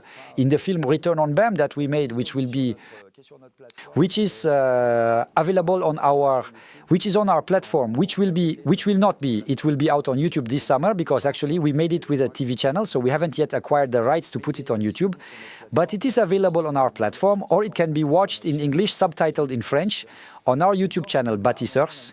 And in that film, at one point, we have a short sequence in which we show the destruction of libraries, because we're talking about the Library of Alexandria. But in fact, over a very short period, equivalent to 700 years, there were countless great libraries, truly great libraries. In the large ancient cities, actually. In the great ancient cities, among the Persians, the Druids, so the Celts, they were the Persians, they were the Celts, they were the Romans, and constantly the Greeks. They would go burn down a library in response, in revenge. They would go burn another, and so on, following. So simply that is, over a very short period of time, we see the number of writings that were lost. And at that time, it wasn't just anyone who picked up a pen to tell their life story. When a work was created, it was generally a work by a scholar in their field. And so we have all these writings that have disappeared. And then very simply, we look at the construction of the Great Pyramid. It would be about 4,500 years ago. 4,500 years ago is like yesterday for Homo sapiens with 230,000 years of history. We have existed for 230,000 years. 4,500 years ago is like yesterday, the biggest construction site in ancient history. So precisely we have nothing, no writings, no chronicles, nothing at all that describes the construction of this project, which is strictly impossible. One cannot embark on a project like this without, here are some questions about the pyramid, we will get back to that later, but one cannot start on a project like this without preliminary plans, without all the logistics, because afterwards the workers need to be set to work. To know who puts which stone in which place. There is no block that has the same shape as the others. The layers do not have the same height, it is not the same depth. So the blocks have unique positions already that in terms of logistics, hold this rock, you will put it on the 5th layer up there in a specific place. There is a system of tracking and everything. There is a logistics that is enormous. One cannot assume that the guys will climb with blocks and carve them on site. And so that 4,500 years ago, history forgot. It lost the memory of how this pyramid was built, but what else did it lose? It had forgotten the denticity mechanism too. It said that this mechanism did not exist, even though authors mentioned it in their books. No, it's not possible because otherwise we would have found it. Fortunately, we found one under the sea and realized that not only did it exist, but it was far beyond what we imagined, and its mother questions history at that moment. So let's maybe stop at the Great Pyramid now, because there have been recent discoveries, particularly corridors or at least cavities in the Great Pyramid. Great. So you've worked a lot on this. What do you think of these discoveries from the Scan Pyramid project? And then, what do they ultimately say about the purpose of these pyramids? They say several things. First, I think it's great. It's great what they did. Also, that shows that they're quite close actually. For once, this film is very close to our approach. Because we didn't really call on archaeologists, because that wasn't the point. Instead, we relied more on labs, technicians, engineers, muon plates, new technologies. And by the way, the only archaeologist in it is Zayawas, the Egyptian.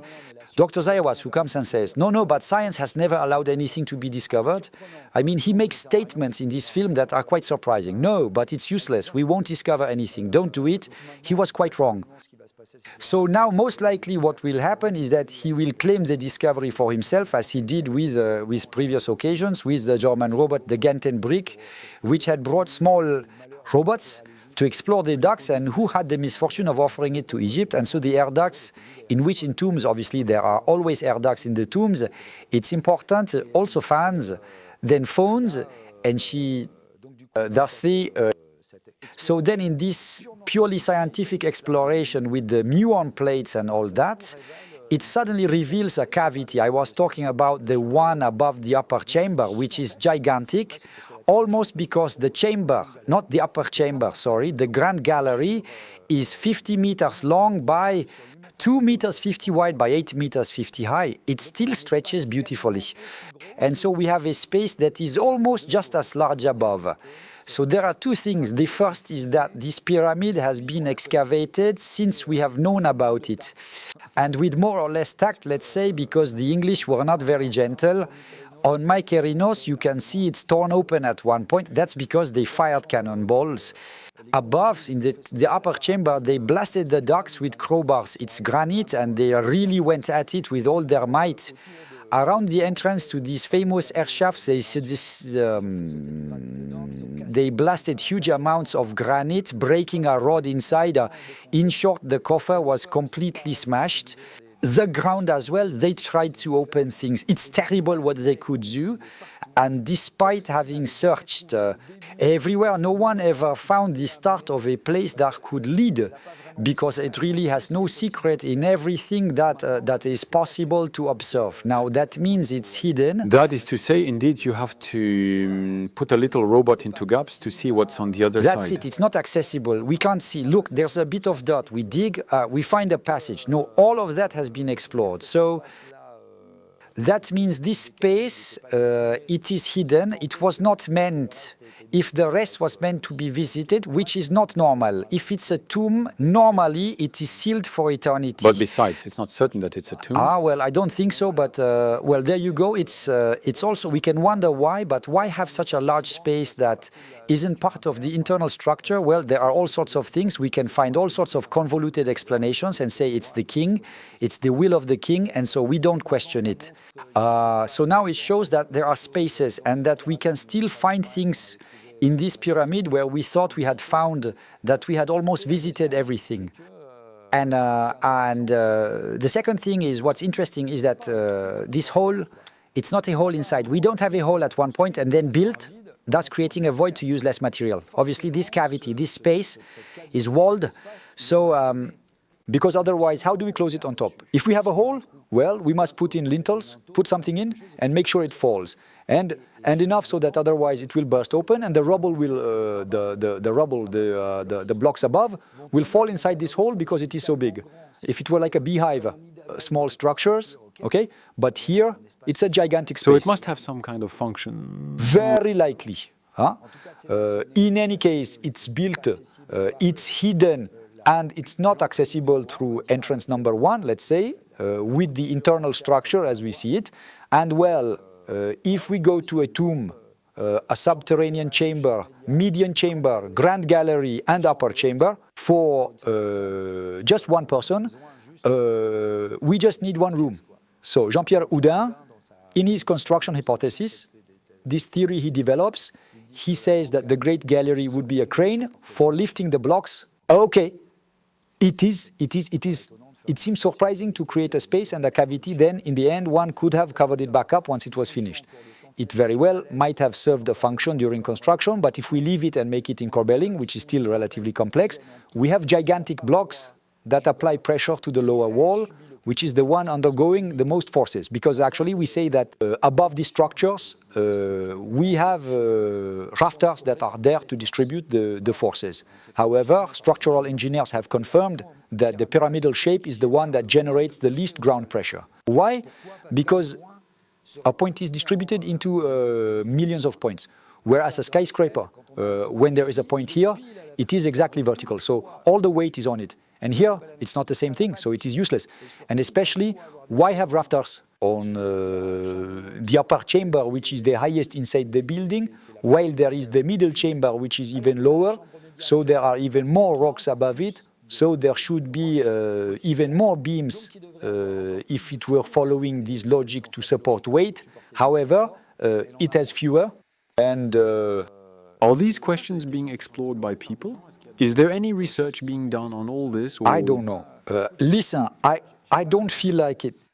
When we are in this large gallery, we have 50 meters of limestone blocks that must weigh about 2 tons, I think. I'm estimating, you know. So 50 meters of blocks inclined at 26 degrees, which push against the bottom wall on a structure composed of sheets. Since these are layers of blocks, okay, we have one layer, a second layer, a third layer, and today we have 209 like that, which make up the pyramid. At that place where all this pressure is coming, it should break open. Since it's made of sheets, all of this should be pushed outward. There, it's a tour de force to have achieved that, and it shows the engineering skill with which it was done. And similarly, it's a first time. Because the corbelled chambers found in previous pyramids are horizontal, they are not inclined. So there isn't this pressure that we observe in this pyramid. And then, so we can't speculate on having so much space. It was said for a very long time that the subterranean chamber was not suitable, so the middle chamber was made. The middle chamber is not suitable, so the high chamber is made as if it were an empirical construction, and decisions were made as the construction progressed. Well, the engineers say, but that's impossible. That is to say, considering the complexity of the chambers and the structure. Everything is planned from the start, meaning that even before laying the first stone, we know exactly what we are going to do and how we are going to do it, like the Barabar chambers. The other example is the descending corridor. The descending corridor is about 100 meters long, 70 meters in the limestone plateau, and 30 meters in the masonry part that comes there. above. That's the corridor that which goes underneath and extends to the underground chamber. This corridor, so there is a whole section, there are 70 meters of corridor that measures 1 meter by 1 meter, roughly. It's 1.04 meters by 1.08 meters, and it slopes like that. So the slope, it's constant, 26 degrees 18, it's constant. There is no difference in the slope between the dugout part and the masonry part. From the moment we dug this corridor, nothing else will move. That is to say, since the structure inside has a form of symmetry in its symmetry, and that it is put in place, and that, for example, the small step found at the entrance of the middle chamber is exactly in vertical alignment with where it transitions back to horizontal at the end of the descending corridor, which are things that it's okay, it's useless, right? It's a bit like Vapiaka and Vadatika with the corridor that is inclined and that will hit perpendicularly to the other chamber in the other rock that no one can see.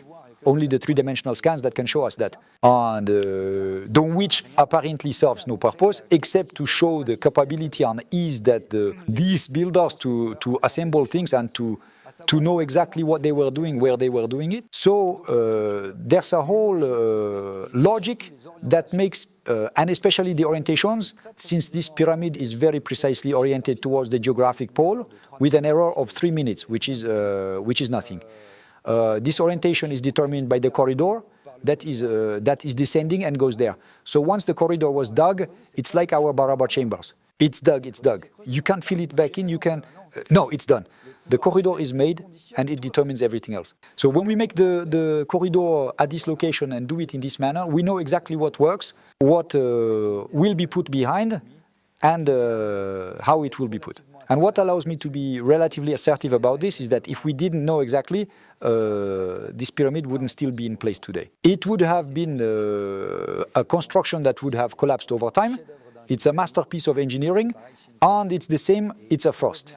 And to return to the tomb, as was mentioned earlier, it would be the tomb of King Khufu, but his father Sneferush had 3 pyramids. He completed his father's pyramid, who did not have his own pyramid, and then he made 2 other pyramids in a reign that roughly matches the reign of Khufu. So here we are not even talking about 25 or 30 years to make a pyramid, which seems strictly impossible. We are talking about 25 or 30 years to complete 3 pyramids. We'll finish 1 and make 2 others, 2.5. And so that raises questions about the timelines. These are pyramids that are 200 meters on each side, and they are built with engineering that is extraordinary. That is to say, we still do not know today how it was done technically, and indeed, you just mentioned it, but the mysteries are enormous concerning its function. Well, he keeps finding more galleries in the end. It's inexplicable, really. And we also find, especially something that will eventually become a style, it is a signature or a non-signature. It's the absence of signature, it's the absence of writing, it's the absence of decoration. In all Egyptian temples, everywhere you go, the walls are covered in hieroglyphs, which must have been painted originally. They were painted for the most part to be beautiful. There isn't a square centimeter that isn't covered in decoration. There are statues, there are all sorts of things. When you go to the site of Giza, it's the only statue there is, it's the Sphinx, it's very, very, very austere. The Great Pyramid, there is nothing. There is no decoration, there are no hieroglyphs, there is nothing at all. There are very few indications on ultimately even who built it. There is behind the toilet door a red ink cartouche with Cheops that reminds me of the inscription, Omar killed me. Now, we did not have the chance to analyze the pigments, to know what... That is to say, it was very, very difficult to access today. Oh yeah, and then there are people like us already. It's difficult for non-Egyptians, and it will be increasingly so, because Zahi Hawass set the tone. He said the next discoveries will be made by Egyptian Egyptologists. Zahi Hawass, which is this boss of antiques. Yes, of antiques, who's been there for 30 years, who is unshakable. So, well, it's unlikely to go in the right direction. I know that with the Museum of Man with Eric Gontier, the geologist, there were many requests made to obtain study permits that weren't even excavations or destructions. Finally, they were not things that were destructive. They never got a response, because that's how it works.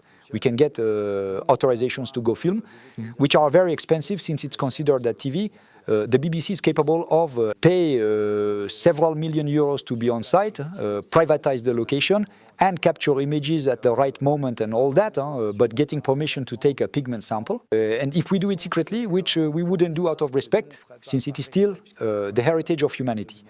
I say that because it has been done by others, German students who have done that, who are now banned for life from Egypt, they will never be able to return again. And who announced results that were refuted by Egypt. I can't remember what they said, it was 20,000 years, which seemed unlikely too, but we were waiting at that time for the Egyptian government to do the analysis. Well, yes, then they tell us, once and for all, we did the dating, here are the results, this is it, it's published. Such is the way of scientific publication, for sure. So on one hand, they tell us when we say it's strange, there are no hieroglyphs in the upper chamber, there's no written text, even though it is the dwelling of a king, it's the dwelling for eternity. But they tell us no, but in the first dynasties, in fact, they didn't use hieroglyphs, which is not true, since we know that hieroglyphs were used. And on the other hand, hieroglyphs are a language, a sacred language. That's what hierogamos means. It was reserved for scribes, and not everyone understood hieroglyphs.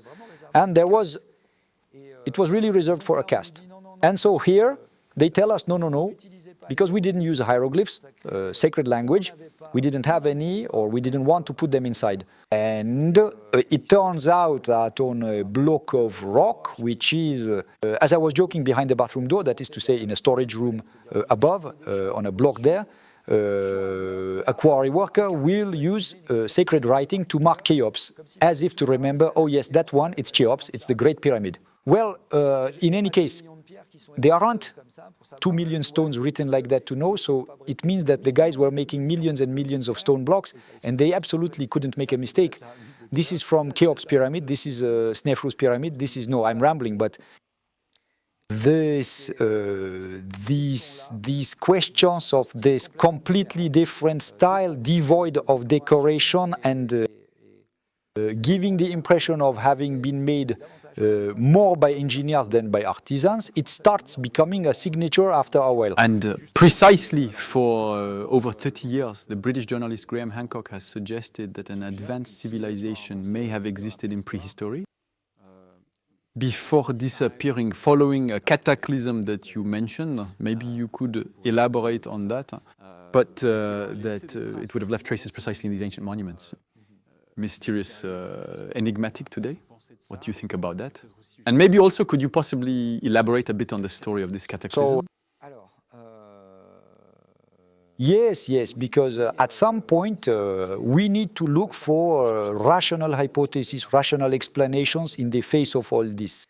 The largest block of stones that was transported, well, the largest one that we see today in Lebanon, Baalbek weighs 1,500 tons. 1,500 tons is 900 Toyota Corollas stacked on top of each other. So it's huge. It's not product placement, it's just that it's the best-selling car in the world. So it provides an estimate. It's transporting 1,500 tons. It's on a slope that ends at 11 degrees.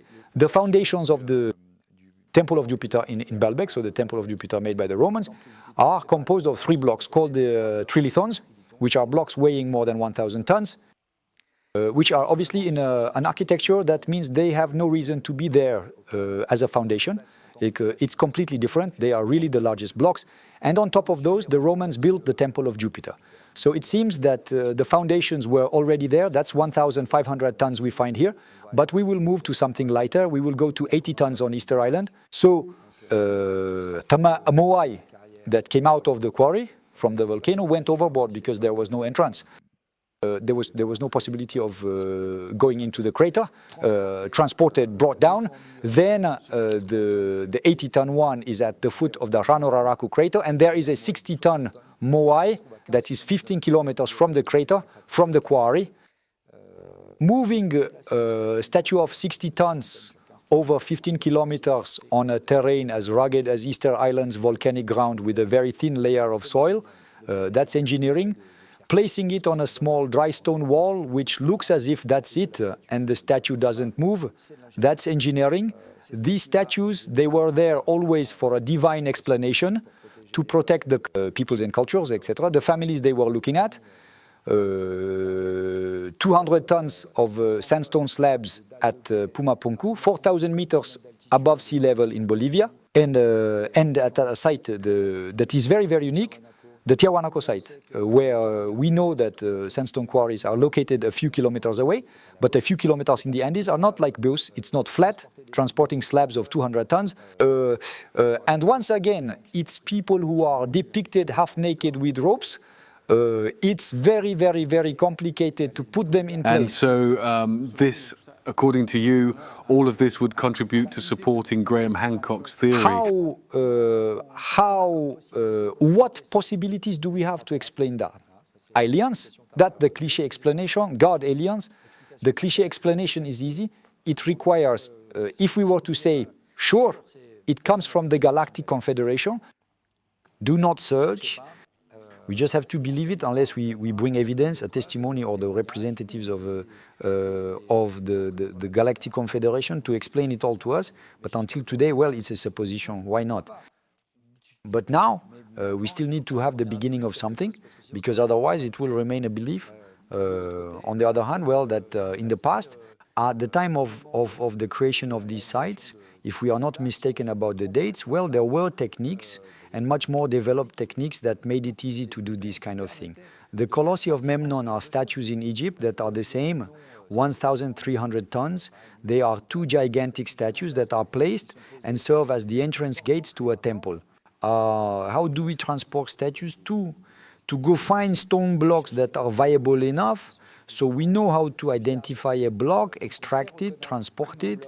We know how to, carving isn't the hardest part, but in any case, we know how to transport it and especially position it. So there might be knowledge like that passed down perhaps, or in any case races of civilizations. We're almost beyond knowledge because its techniques, it's not just knowledge, it's really about transportation techniques and everything that allow these things to be done. And a little bit everywhere in the world, we should admit that the human being starts. They begin by doing gigantic things, assembling cyclopean walls with blocks of several tens of tons, complex shapes without cement, to end up exaggerating with raw earth bricks, with large joints.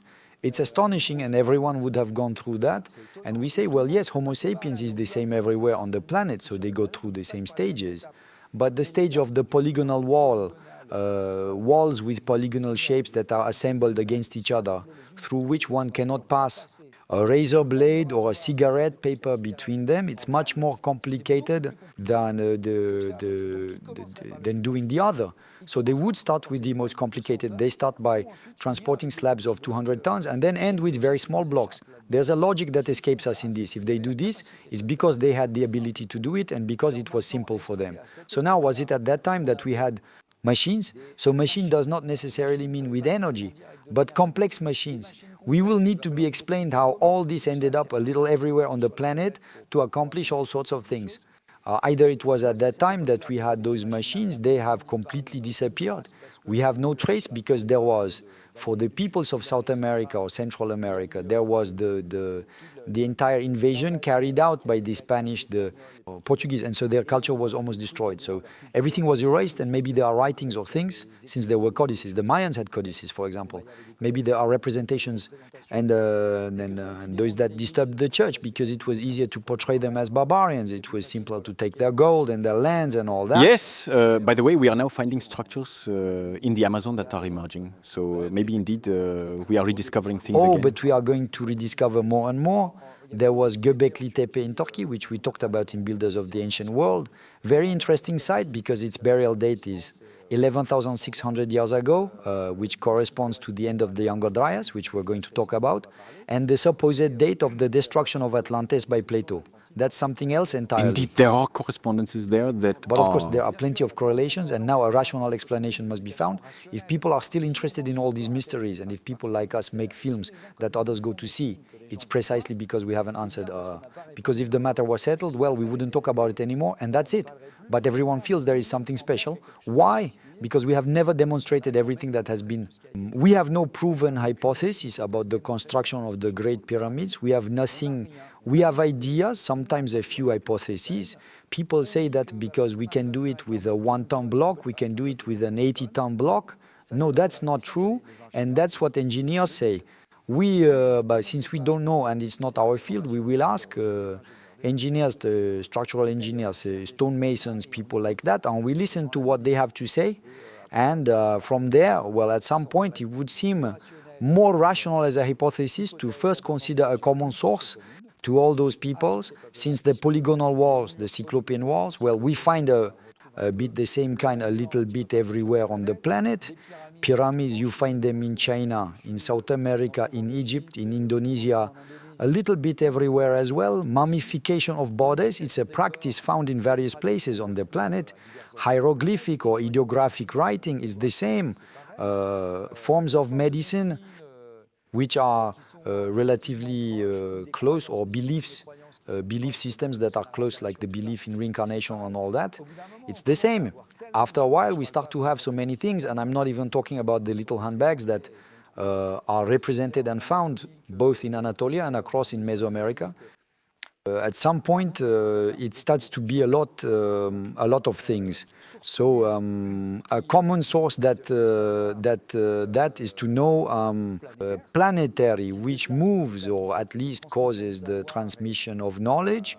Well, already it opens us to a slightly different history than the one we know, and that we know in relation to everything we may have lost, and there may have been a huge breaking of history, and we probably lost the history of our ancestors at the time of this younger dress catastrophe. So precisely this catastrophe, since 2017, quite a few scientists have supported this theory that a cosmic impact would have hit the Earth between 10,800 and 9,600 before Christ, which would have caused the sudden extinction of the Clovis culture in America and the disappearance of megafauna and mammals. What do you think about this research? There is also a lot of controversy in scientific circles about it. Do you think this could actually explain the... I believe we have about 100 scientific publications on... it is not the younger Dryas, it existed. What happened is that... It's the cosmic impact here it above is, all? that's it. Well, we had a rise in ocean levels of about 120 meters. We had a drop in global temperature of about 7 degrees.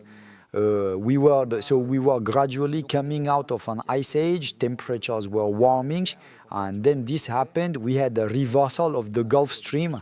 It lasted about 1,300 years. And then we had a rise. We don't know exactly everything that happened, a sudden temperature increase of 10 degrees. And then we enter the climate era we have been in since. The northern world was under ice, it became a temperate climate. In the south there was vegetation, forest. Now, for example, the Sahara was a jungle, it became a desert. So some say it's a bit later, around 8,000 BC. In any case, there were major phenomena and a big climatic upheaval.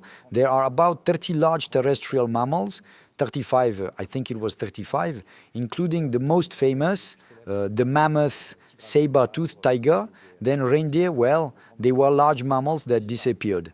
And now we didn't really know what could have caused the reversal of the Gulf Stream. And some even mentioned the idea of connected vessels, for example, that it would flow in one direction.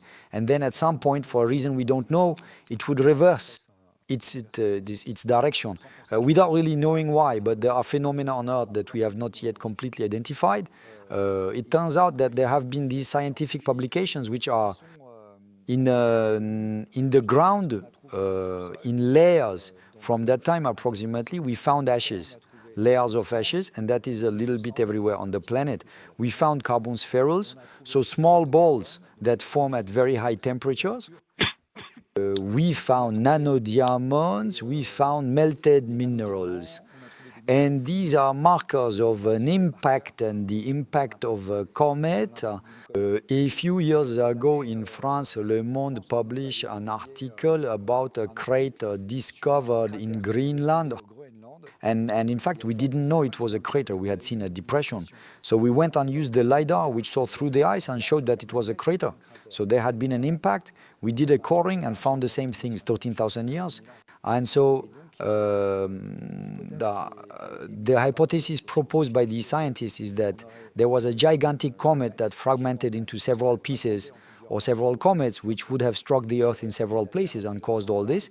The northern part of the world that was under ice would have been struck by the comets, vaporizing all that water in the atmosphere, liquefied millions of tons of fresh water that would have poured into the sea, which could explain and might explain the reversal of the Gulf Stream, precisely.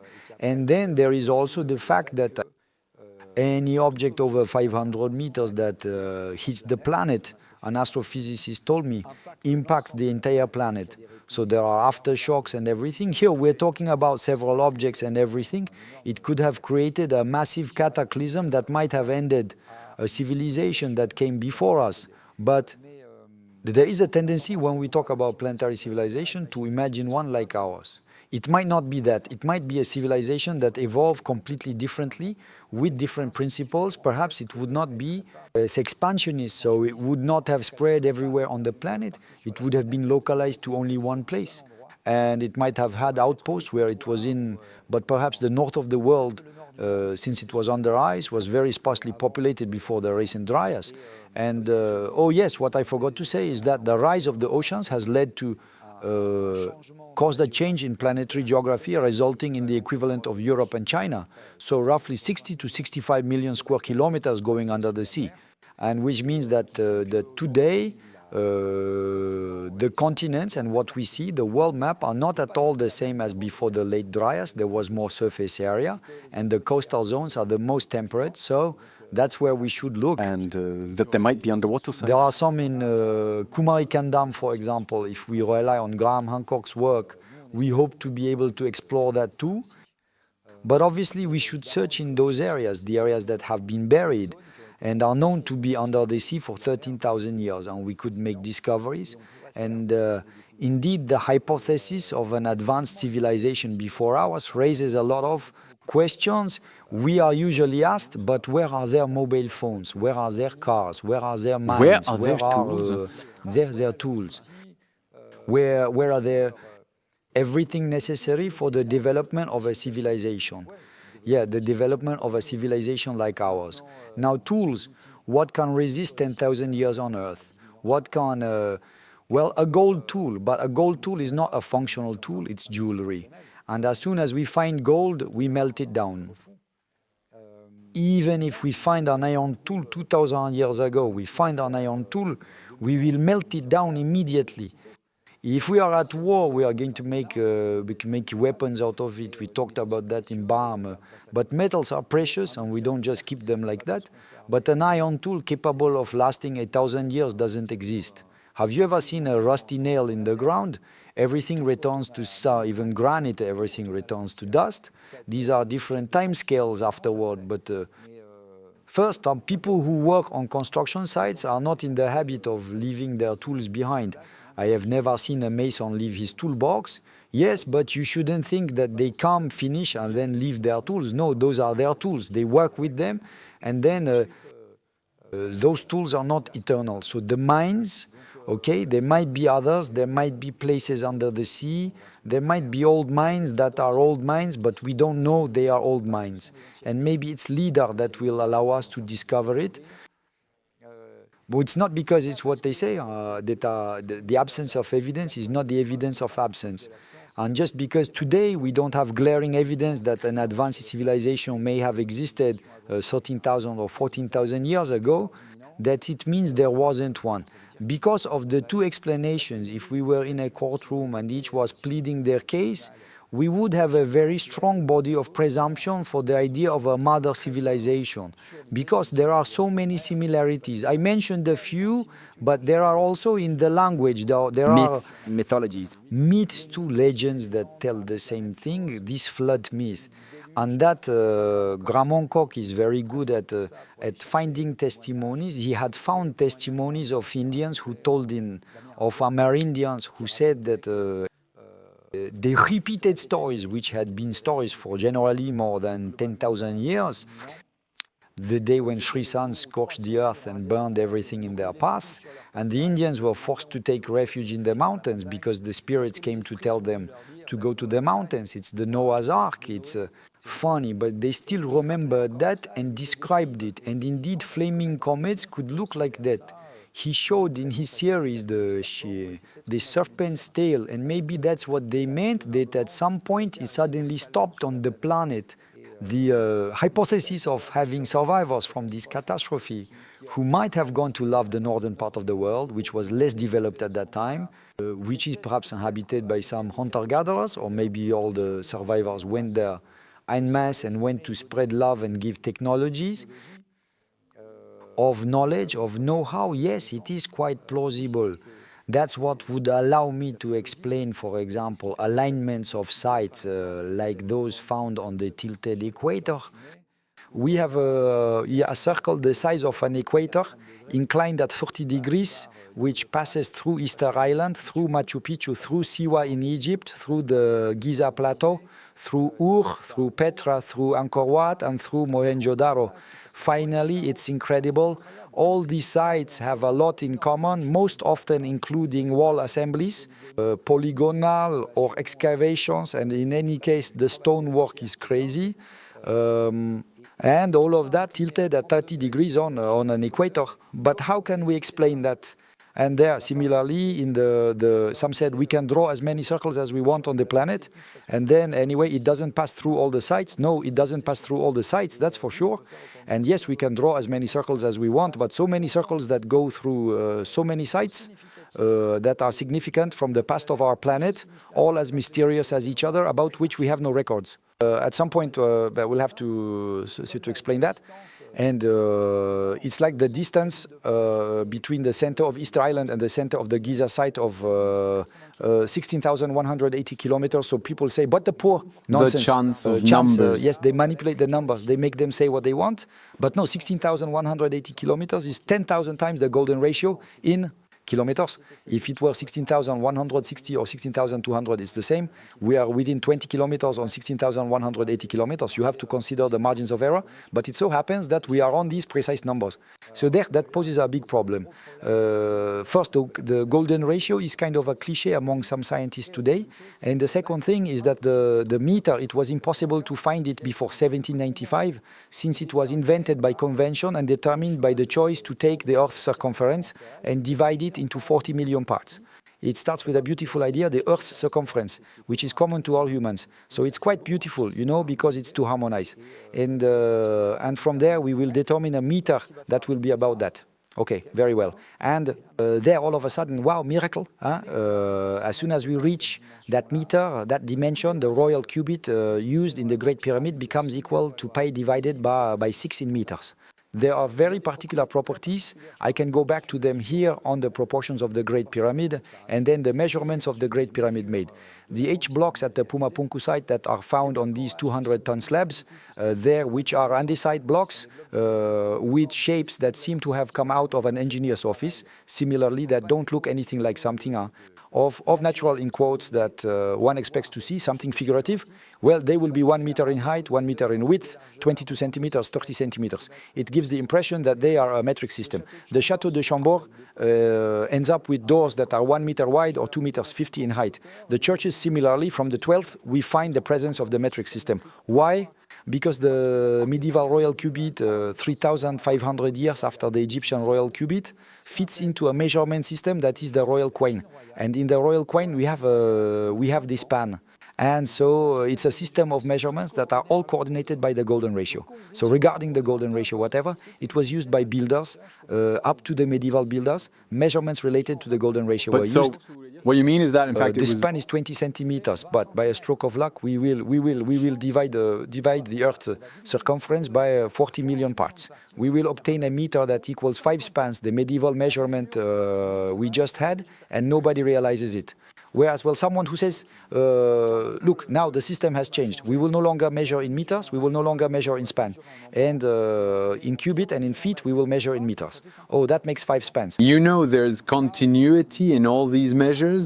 Or should we have a strong belief in chance? Because we find these measurements in other places in Egypt. And then we also find it in Sudama. And that, it's an engineer, surveyor, and topographer in the sequence in Barabar. He goes there, but with a belt, suspenders, parachute, we take measurements with machines that are identified. He's beating around the bush because he's having trouble saying it, because he knows very well what he's going to say. And at some point, well, the question of the meter, precisely, it is central to all this. And so what we are sometimes criticized for is being told, you place a rangefinder, you find a measurement, and then you say, hop, there is a meter, and then you stop. If I go back to the H blocks of Pumapunku, 120 years before us, or 130 years before us, it was in 1892, Stubel and Hüller, 2 German archaeologists went there. They took surveys and measured 4 blocks, height 1 meter, width 1 meter. They didn't pay attention to it, you know. They measured and didn't question it, because if we are not sensitive to that, you can measure without realizing it. Normally you should, of course, but if you are not a metrologist, well, at the limit, it measures 1 meter. Yes, it measures 1 meter. And I could very well have measured something without dwelling on it. So there are other people who saw it before. And at the limit, since we say that, it's enough simply, I mean, if someone questioned that, to go do measurement campaigns and then say, well, no, the meter is not present. What I mean by that is, at some point, it's so many things that converge, so many things that go in the same direction and towards a source. This idea of the meter, it's very developed in Retour sur BAM. So those who want to see it can. Retour sur BAM is a complementary film to BAM that revisits essential questions, very refined essential aspects, etc. And so we address that in it. There's also the library that burns. Now in there, the question of the meter poses a problem because the meter, as defined in 1795, is linked to the dimensions of the Earth. And so it feels like it's an arbitrary dimension, meaning that we arbitrarily decide to divide the circumference of the Earth by 40 million. It would have made more sense to divide it by 36 million. So I know you remind me, I used to say that sometimes, and people were saying, no, but it's normal because a circle is 400 gradients. Yes, but a circle divided into 400 gradients is precisely at that time that they determined. And so there, we decide on 40 million, so it seems arbitrary, and in fact it feels not arbitrary at all, and that this measure is completely related to the physical world. That is to say, it's like there are mathematicians. When we talk with mathematicians, some of them tell us mathematics is not a convention, it's not something we discover, it's a world we enter, and it exists. There is the world of mathematics, and we are only making discoveries in the world of mathematics that exist as if it existed independently. It's like Plato's world of ideas. Exactly. And well, it would be kind of the same thing with this meter. And actually, between the meter and the cubit, there are the Egyptian royal cubit, which became the medieval French royal cubit. There are very interesting connections. There you go. I'm not going to go further because it's true that it would almost deserve an entire film, but it shouldn't be a tedious film either. And at the same time, I think the subject is quite fundamental. So there you go. Either you strongly believe in chance, or at some point you think it's extraterrestrials, or you think it's God, or you think it's people who were very motivated, who didn't even know what they were doing, and were capable of doing anything for their king, either out of fear or out of love, to go figure, and who are capable of doing things that today require as colossal means to lift blocks, or on the other hand, one might actually think that in 230,000 years, there could have been a time when the gap between steam engines and nanotechnologies is 200 years. The wheel and steam engines, that's a few thousand years. Over 230,000 years, it could even maybe happen multiple times. And so we might think that, yes, indeed, there was a common source. We are not the first human civilization before that of Earth. Yeah, well, it's a bit of a blow to the ego in the West, but it's okay. There you go. Patrice Pouillard. We are gently reaching the end of our interview, which has been quite a journey.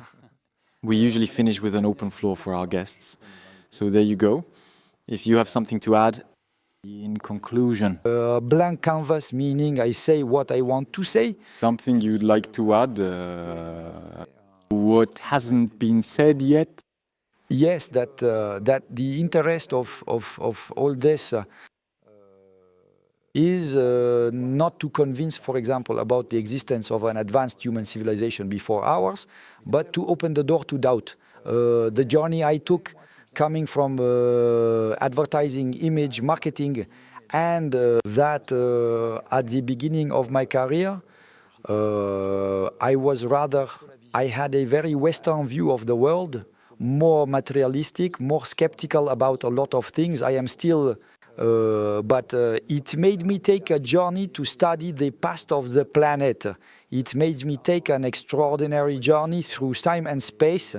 And above all, it gave me a very beautiful image of the human being, which was not at all the one that was given to me by the history I learned at school.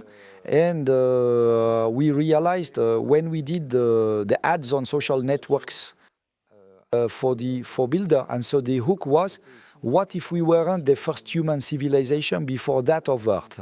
In 90% of the cases and responses we had in comments, us, an advanced civilization. And there, it shocked me because I thought, oh yeah, as a civilization, we don't have a very nice image of who we are. It's not great, huh? But it reflects on an individual level because, well, obviously the civilization represents us.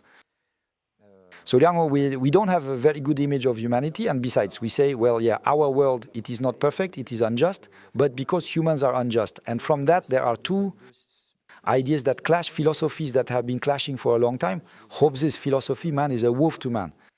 So we have to keep it in check, you know. It's an iron hand in a world of velvet, and if we let it be, it's a wild beast. That's the philosophy conveyed by the Lion King by example. As soon as the king is gone, that's it, it's over. The people are in the hands of the hyenas, they do anything.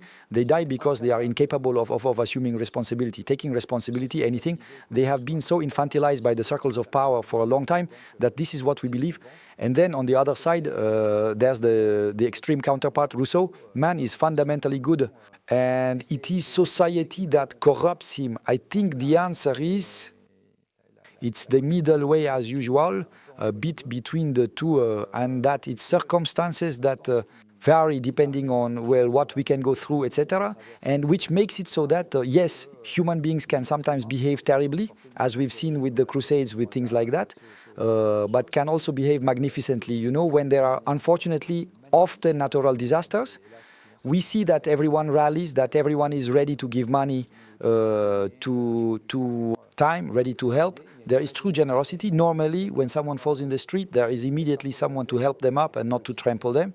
So one might say, well, one less, we are too many. So there we see that there are things, and for me, that make me think that human beings, they tend more towards expressing beautiful values and qualities, like those found among stonecutters. For example, group cohesion and all those things. And so working on this subject and going into the past has restored my faith in humanity.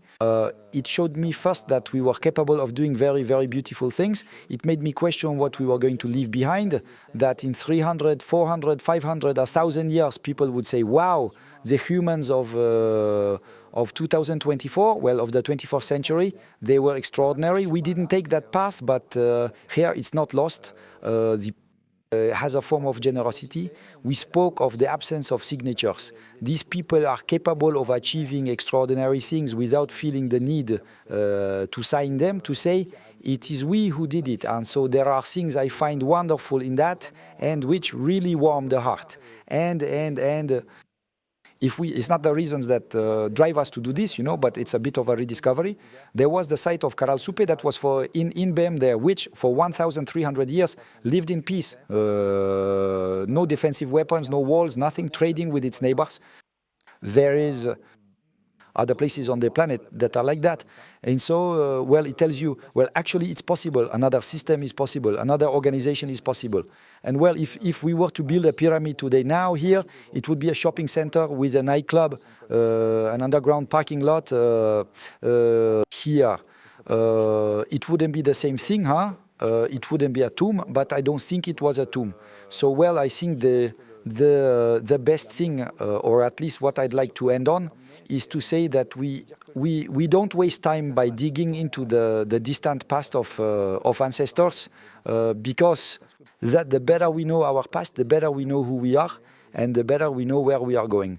And where we are going, I think there are quite a few of us on this planet who would say that where we are going, we do not really know. But we feel like we are heading towards turbulent areas where it is not necessarily going to be, where life will not necessarily be better on this planet. And well, I think that precisely if we discover that we had a somewhat different past, that we were more collaborative than competitive, well, it would allow us to envision a different future.